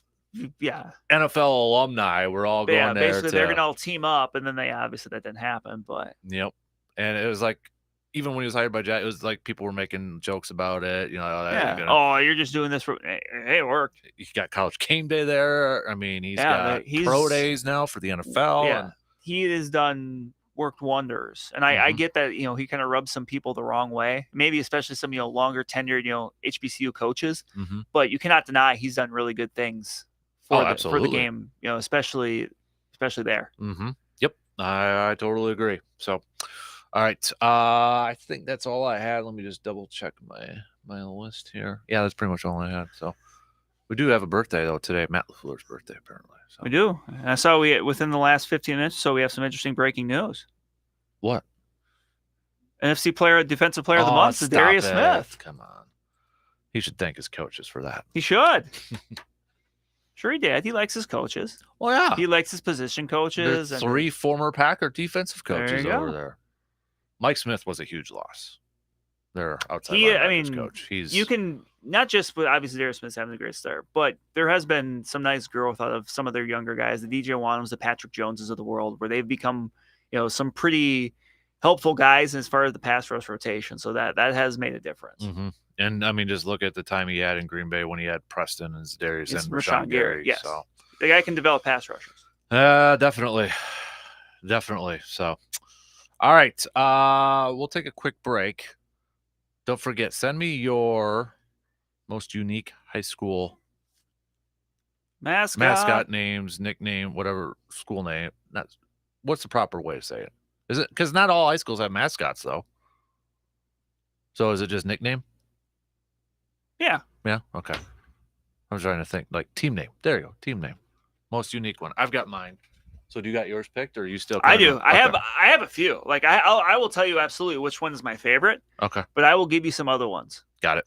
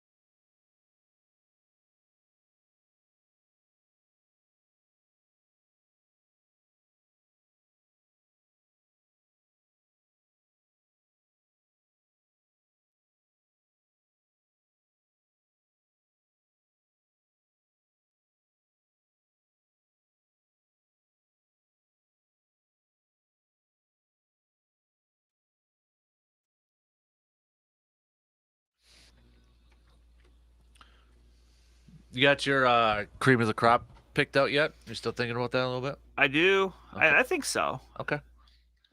All right. Top Wisconsin, most unique Wisconsin high school sports names in honor of. So Rylander got 4 like across the country though, Yes. right? Yeah. So it was his nationwide vote for the Hodag, which is Alright. obviously a very unique one. Mm-hmm. Has anybody seen the Hodag though? No, it's a. Well, some people claim they have, yes, but it's a nice piece of northern Wisconsin lore, mm-hmm. like the Wisconsin Wendigo, which, by the way, the Chippewa Steel Wendigo. Yeah, they play play the Wendigo Friday and Saturday in Chippewa. No high school name is named Wendigo though. No, I looked that up. They don't want to scare the kids. No. Yeah, if you really knew the story of a Wendigo, you would. Yeah, just saying. Scary, spooky. It is pretty spooky. I just wanted to make sure. Okay, so my pick is still there. Just wanted to make sure they didn't change it after all these years. So we've got some unique ones. Obviously, we've got a lot of similar ones out there too. You know, we got a bunch of Panthers and Pirates, Cardinals, and Hornets, and all that sort of stuff. So you got a few. I'll let you go first, I do, since you're the expert. I mean, this is something obviously I'm around a lot, but my favorite, and as I think I mentioned before, this is unique. Unique. It's not best. Okay. But, yeah. Yeah. I'm just for everybody else. Yes. Yeah. Yep. I am a fan of adjectives with my mascots. Okay. So they got to be doing something. Okay. So that's why I like Greenfield. It's like the fighting something. Yes. Okay. That's why I like Greenfield. They're the hustling Hawks. Okay. And their mascot's like this bird that's like, "What's up?" Like he's ready to throw down. And I've always appreciated that. So that's one for me. I like the Kaukauna Galloping Ghosts. That's a unique one. That's another one that's got the adjective in there. Yeah, I did not know that one. Okay. Actually, yeah, the eastern side of the state's got some of the really good ones. The Hortonville Polar Bears. Yep. Clintonville Truckers. You got the Watertown Goslings. I just found that one. You know what that is? Watertown, yeah. Yeah, Watertown Goslings. Yep. I like the logo. Yes. I'm just going through a list here, so I'm randomly going through some names here. But go ahead. Granite Diggers. Melon. Yeah. Oh, good. I should just quiz you. Maybe you should make this a game. You should, yeah. I like Washburn. They're the Castle Guards. Wow. Up north, yeah. What the New Glarus Glarner Knights? Glarner Knights, yeah. Okay. All right. Do you want mine? Yes. It's unique, but it hits home. Ashland Ordockers. Yeah. I mean, who wants to have an Ordocker as their logo? That's Ashland. Ashland, yeah. I remember. I don't think it's been years since I've been in Raider Hall in Medford, but when I was there, they had, and a lot of gyms have your conference teams on there, but they had like the big logos of them, and I just remember always looking up Ashland, a big old Ordocker on there. That was it. So I like Barron. They're the Golden Bears. Not I just remember the Bears. That. Yep, they're the Golden Bears. Yep. So that was my pick. Just what was this? Manitowoc Ships. Is that what it is?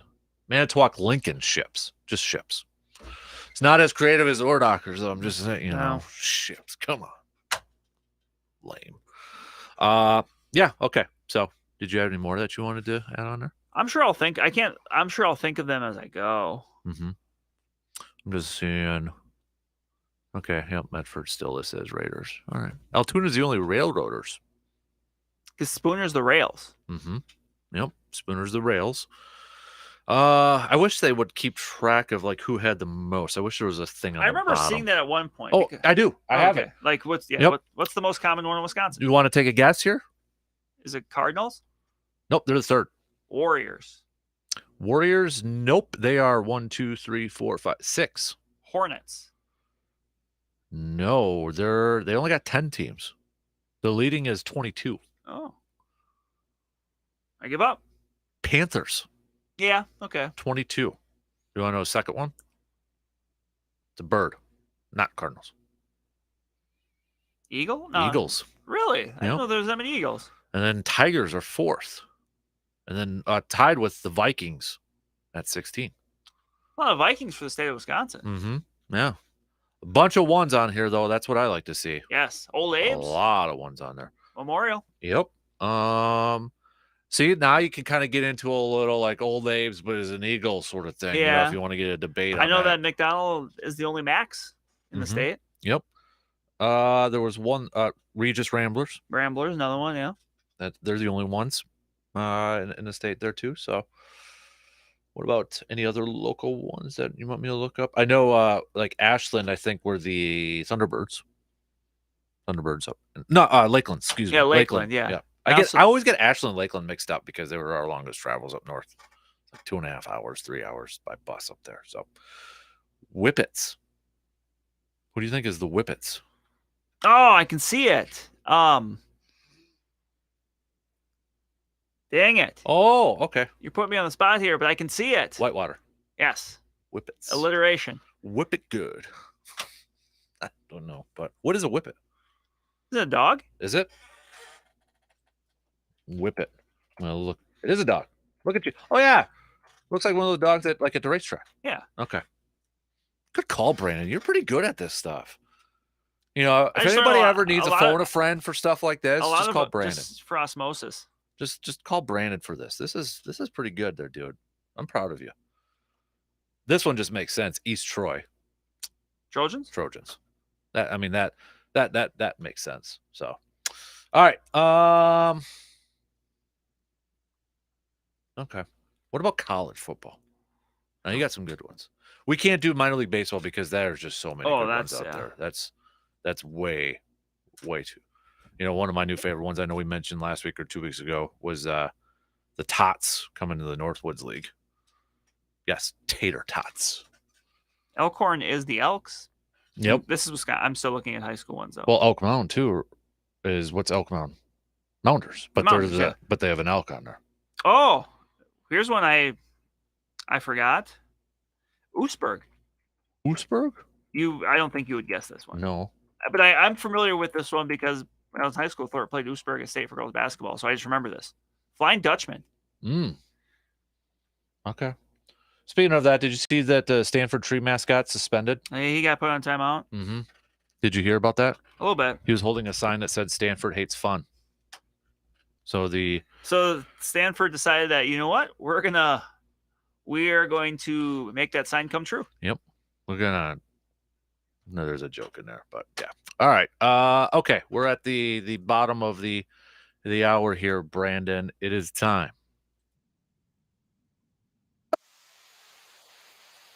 Cream of the crop. Who's your cream of the crop of the week? Well, it's going to go back to last week. It's got to be the Chi Equestrian team. Oh, you're going to go local? Okay, that's different from Carpet City. Okay, I didn't know it was different. We're doing something different. Okay, all right. Yes, Metalhead Mold. Brandon did mention the Kakana Galloping Ghosts. You did. I did. Yeah, this one's different. We're doing just a cream of the crop sort of thing for fun. So you can go. This is okay. So you can go pro. You can go college. You can do whatever you want, man. Team, that sort of thing. Ooh.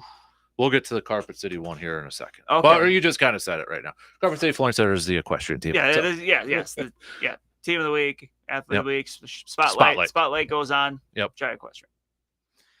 Ooh. Cream of the crop. Cream of the rises to the top.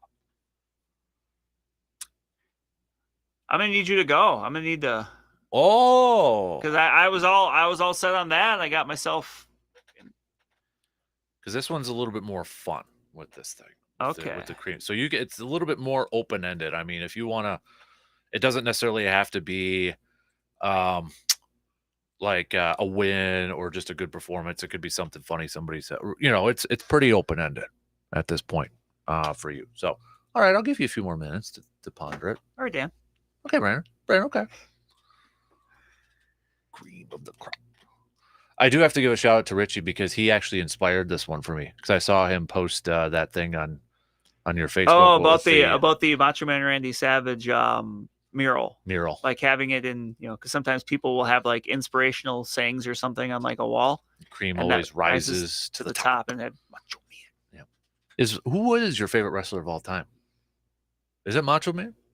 He's up there, man. Is he? Okay. Like, it's because he's one of the, like, there's certain people where it's just like, you may not really know or care about wrestling, but you know who that is. Right. And everyone has an impression. Mm-hmm. Like, that, to me, that's just kind of transcending it. Like, wrestling for me when I was a kid, like, I had the video game on Nintendo, I think, with the Hulk Hogan. I had the Hulk Hogan Wrestling Buddy. Yeah.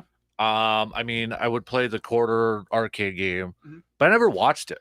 Yeah, But I knew about it. You're You aware know, of it. yeah. I mean, brand awareness is huge. Mhm. And at that point, let's put it this way: I'm sure they would be happy if you were watching, but if you're still, Buying the stuff, stuff. they're Yeah. gonna be okay. Yeah. So I always had like, oh yeah, Hulk Hogan's my favorite. But it's just, but I knew of them. Yes. I knew of Macho Man. I knew of, uh, Sergeant Savage. Sergeant Slaughter. Slaughter, excuse me. He was Savage. on GI. He was on GI Joe too. Was he? Yes, he was. Okay. So, but who is your favorite? Do you have one? I would probably say that my favorite of all time is The Undertaker. Okay. Best intro song? I mean, I could get really nerdy with that, but I will say, just as far as pure entrance goes, there's nothing like it. Mm-hmm. Yeah. Kind of creepy. Oh yeah. So Undertaker's your favorite of all time. All right.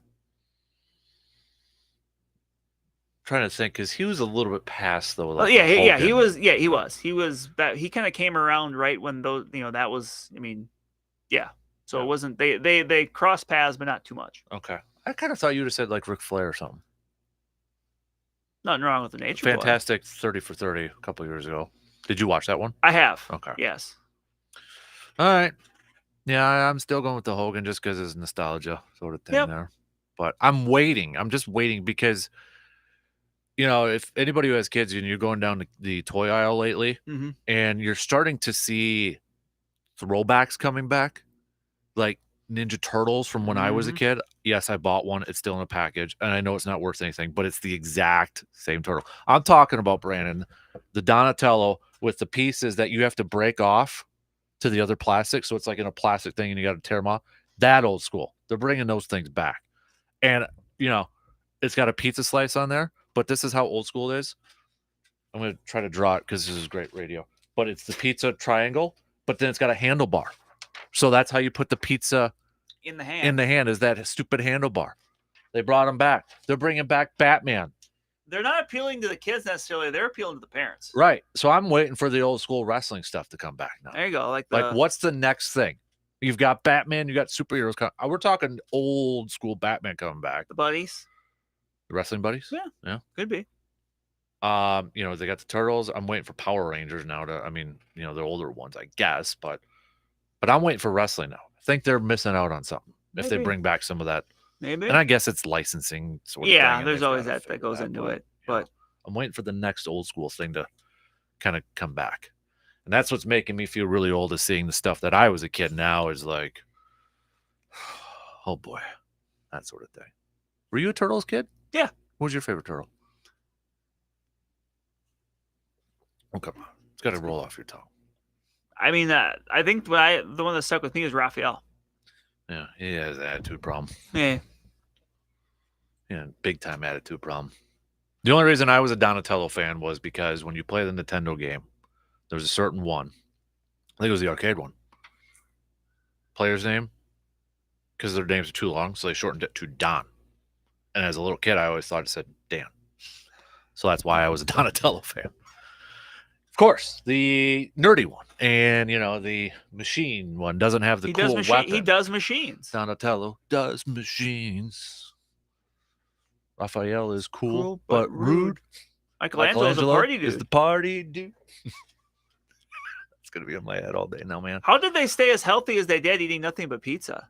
They're turtles. Are you saying they have garbage stomachs? You know what I did as a kid one time? I'm going to really embarrass myself here, but it won't be any different than any other day. Did you go hide in the sewer? It does involve a sewer. It 100% involves a sewer, though. So as a kid, I'm talking like 5 years old, 6. I would eat the pepperoni sticks. Well, I'm talking like the big ones that you're supposed to cut up and put on homemade pizza, or the packages already. That was my snack. I would eat it. And when I would go to my grandma's house, she would always have some. And I would go on walks with my grandma, and I'd have that pepperoni with me. Every sewer I passed, I put some down the sewer because I thought the turtles would want it. No, I a cute kid thinking that. But they were in New come York. They weren't in Medford or Gilman. It doesn't matter. They're all over, man. It's a sewer system. It connects, doesn't it? All across the world, Come on, I was a cute kid. That's pretty cute, isn't it? Yeah. Come on. The thing is, as big of a turtle guy I was, I don't think I was ever a Ninja Turtle for Halloween. I can't remember ever being one. which is kind of sad now that I think about it. But I saw at Walmart they've got the first original movie character like this big. It's like Wow. $100. Whew. I don't have any room in the man cave for that though. So, but what was your go-to as a kid cartoon? I mean, when I was younger, it was Turtles. Was it okay? Yeah. Just making sure. Yep. Making sure. I know I'm in the minority on the Donatello thing. I won't tell you who my favorite Power Ranger was either.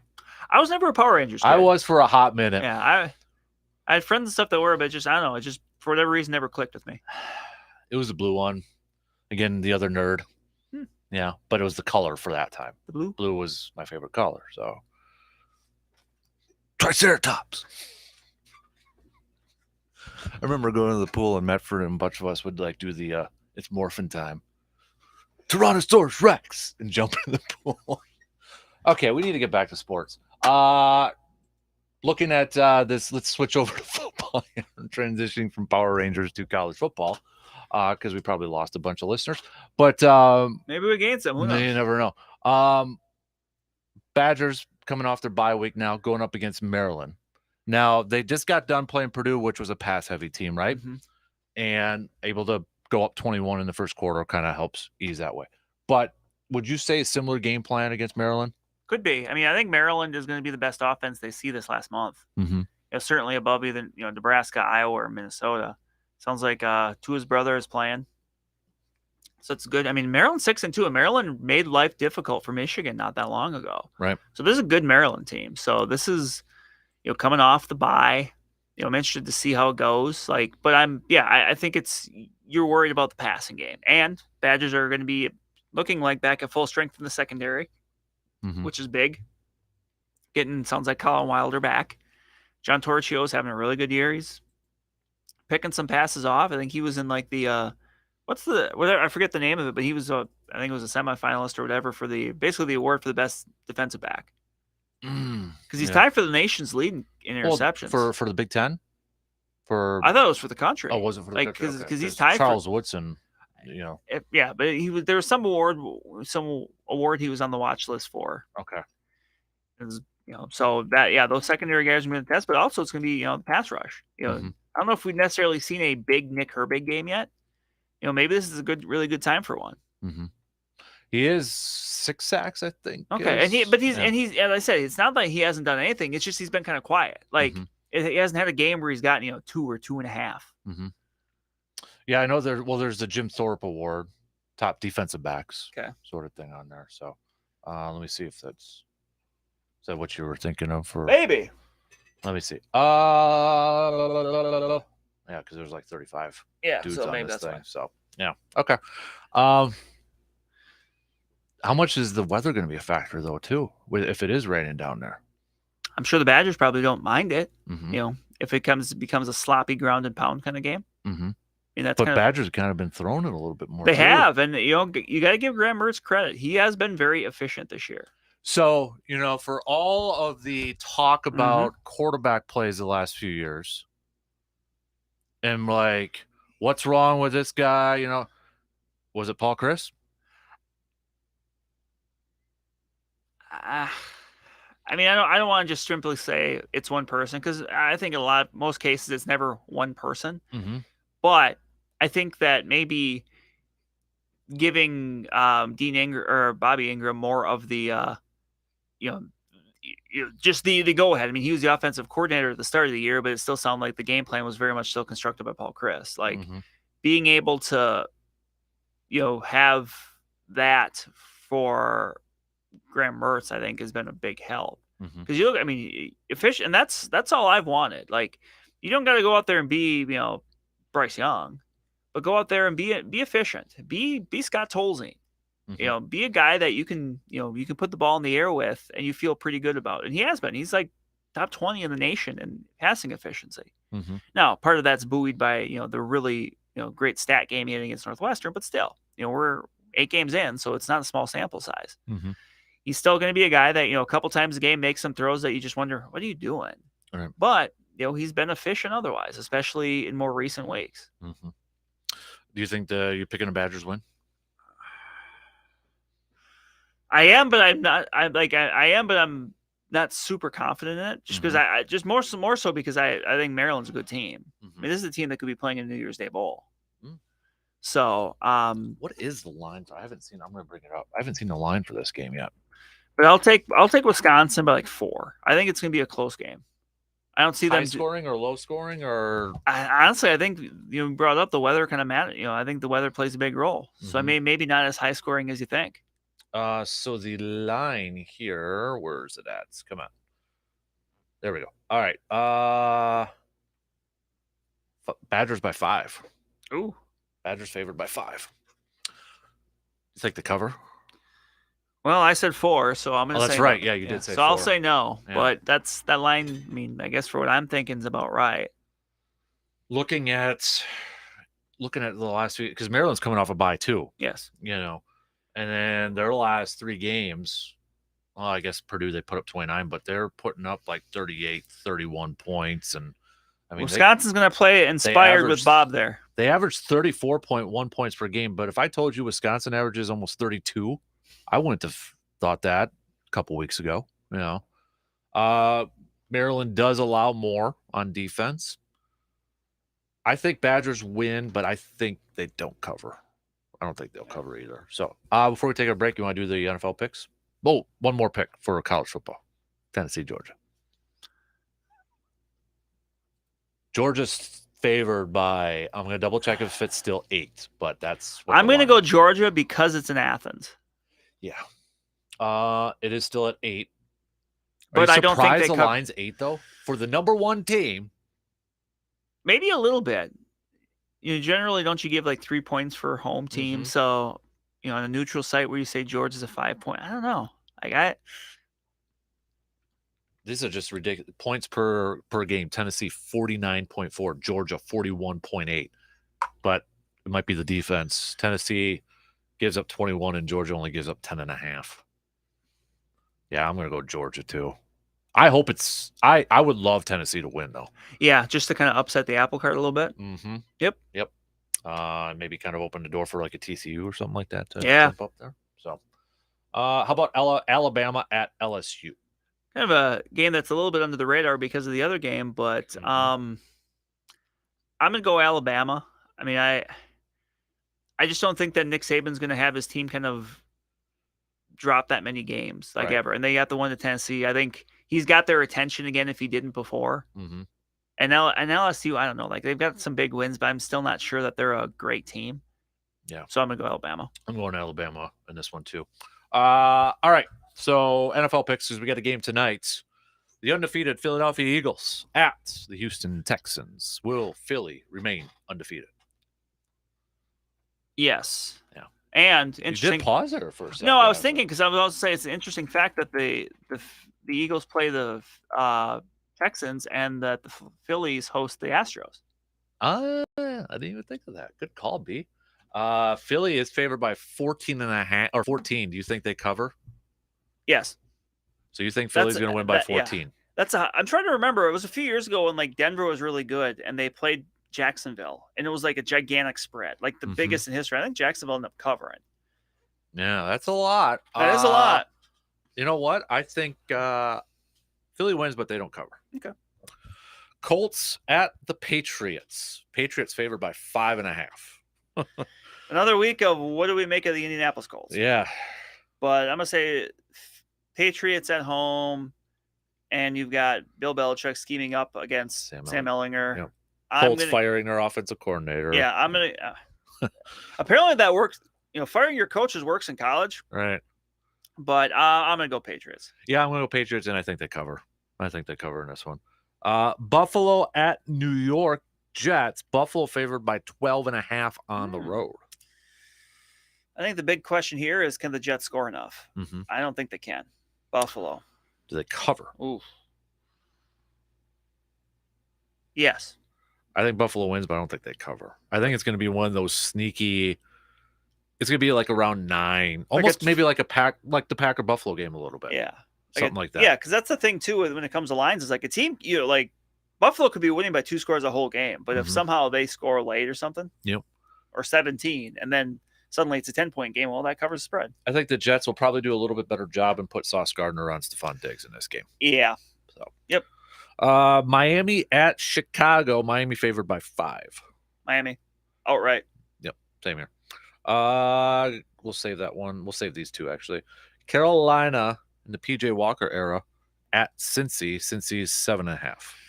Cincy bounces back from getting just rolled on Monday, and they cover. I think they win. Yeah, I think they cover too. Let's go Chargers favored by 3 at Atlanta. Chargers playing a noon game. Mm-hmm. I'm gonna go Atlanta. Ooh, okay. Division leading. Atlanta. Division leading Atlanta. I'll go Chargers. Let's and cover 2. Raiders 1.5 favorites at Jacksonville. Also noon game. Man, Raiders got shut out last week. Yeah, and Jacksonville, like 3 weeks into the year versus now, is a big difference. Yeah, now they're like, what's wrong with Trevor Lawrence? I'm gonna take Jacksonville. Coming off of England trip too, where Trevor Lawrence threw that pick. Yeah. Late in the game. Let's put it this way: I could pick either team, and I wouldn't feel good about it. I'll go Raiders bouncing back from a shutout loss. Maybe find a way to get Devontae Adams more than one pass. Yeah. Hey, come to Green Bay, you get more than one pass. Just saying. I will say though too, the trade that went under the radar by the deadline that I think is a fantastic trade, Jacksonville getting Calvin Ridley.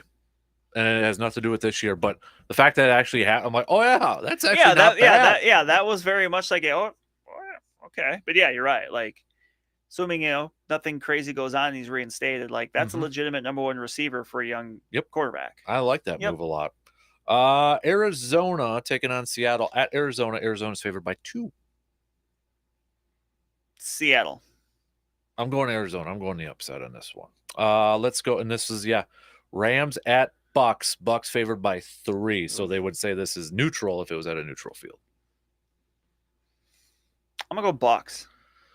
I think I picked Rams, but I'm going with the Bucks.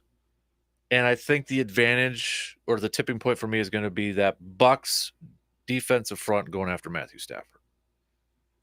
I think that's going to be the difference. I think this might be a low-scoring game. Whereas, this could be like a 13-10 game. Yeah, whereas like last year, it would have been. I mean, we saw what they did in the playoffs. Right. Yep. Chiefs, Tennessee taking on the Chiefs at Kansas City. Tennessee has been on a hot run, but Chiefs are favored by 12.5. Ooh. I mean, I'm taking Chiefs, but.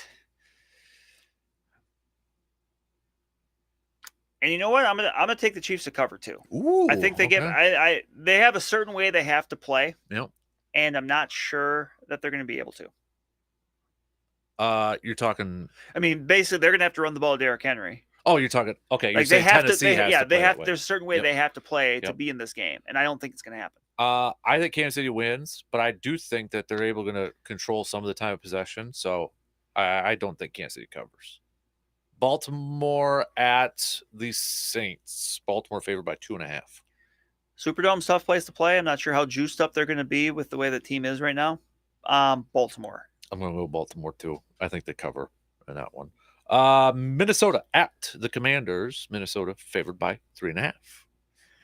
I am going to take Minnesota, and I'm going to say they win by a touchdown. At this point, if I'm picking Minnesota to win, I'm going to say they win by a touchdown in a game that goes down to the last drive. I feel like that's been pretty much game. Yeah, I do too. Like this is, when we saw it a couple weeks ago with Washington playing on Green Bay, they can get after the passer. Mm-hmm.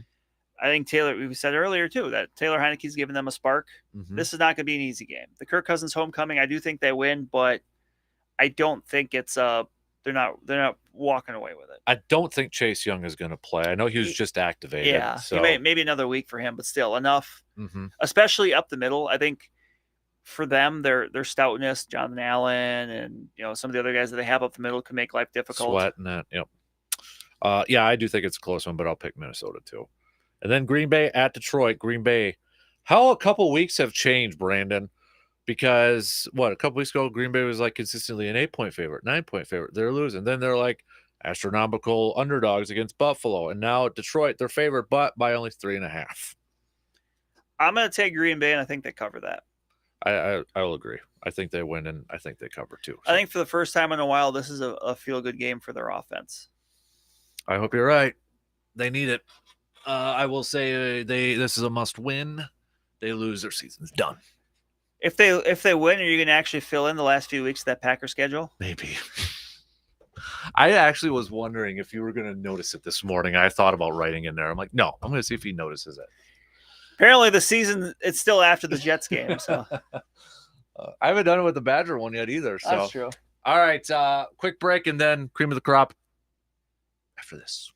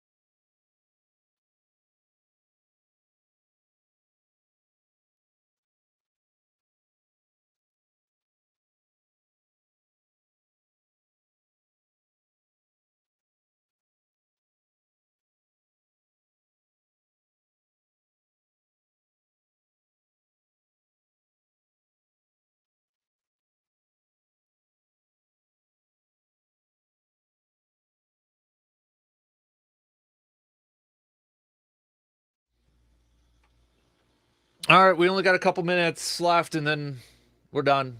Brandon and I won't be in tomorrow, so enjoy your weekend, whatever you may be doing. So, but we got two more things we got to do yet, Brandon.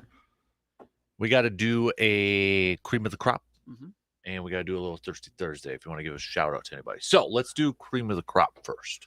Well, I mentioned it earlier, and you may not like it, but I'm going to go Zadarius Smith. Ah, come on, dude. This is what you get for correcting me. Why is? Oh, that's right. I did correct you. Zadarius Smith, NFC Defensive Player of the Month. He's got 8.5 sacks, I think, right now. Something like that, yeah. Okay. I was gonna go a route, but I don't think I'll do it. I was gonna say cream of the crop. No, maybe I'll do that for a Thirsty Thursday. I might switch it up here a little bit because I'm trying to think off the wall a little bit. But my cream of the crop, I'll go Tennessee Volunteers, number 1 team in college football. Hopefully it stays the same, but it might be short-lived. It might be. It might be short-lived. So cream of the crop, Tennessee. Hopefully it's not as short-lived and looked at like the time Southern Florida was number 2 in the BCS. Yes.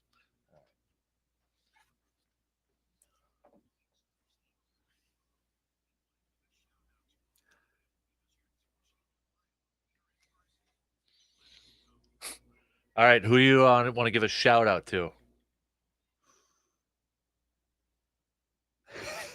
I'm going to give a shout out. There you go. I'll give a shout out, Thirsty Thursday shout out. The Washington Commander fan base. You might actually get a new owner. That's actually a really good one. You might get a new owner. So congratulations, you guys. Can I jump in on yours? Yes. Because I like seeing that news yesterday. Like first when the news came out, it's like, oh, they're looking to sell. Like, that's interesting. And then suddenly you kind of see why that. Well, maybe there was some financial impropriety there. Mm-hmm. So yeah, Washington, you have gone through a lot.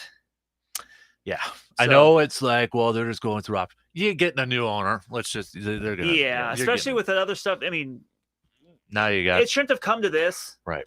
But here we are. And hopefully for your case, you're finding somebody that's. Yep. I mean, the bar is very low. But the bar is low, but at the same time, there's going to be some excitement for whoever that new. You're going to come in with a lot of fanfare. People are going to be excited. Now it'll be short lived if you don't win right away. Yes. Sort of thing. But I mean, they can wait a week before they start winning. That's fine. Right. Yeah. But you might actually get a new owner. So shout out to the Commanders fans out there.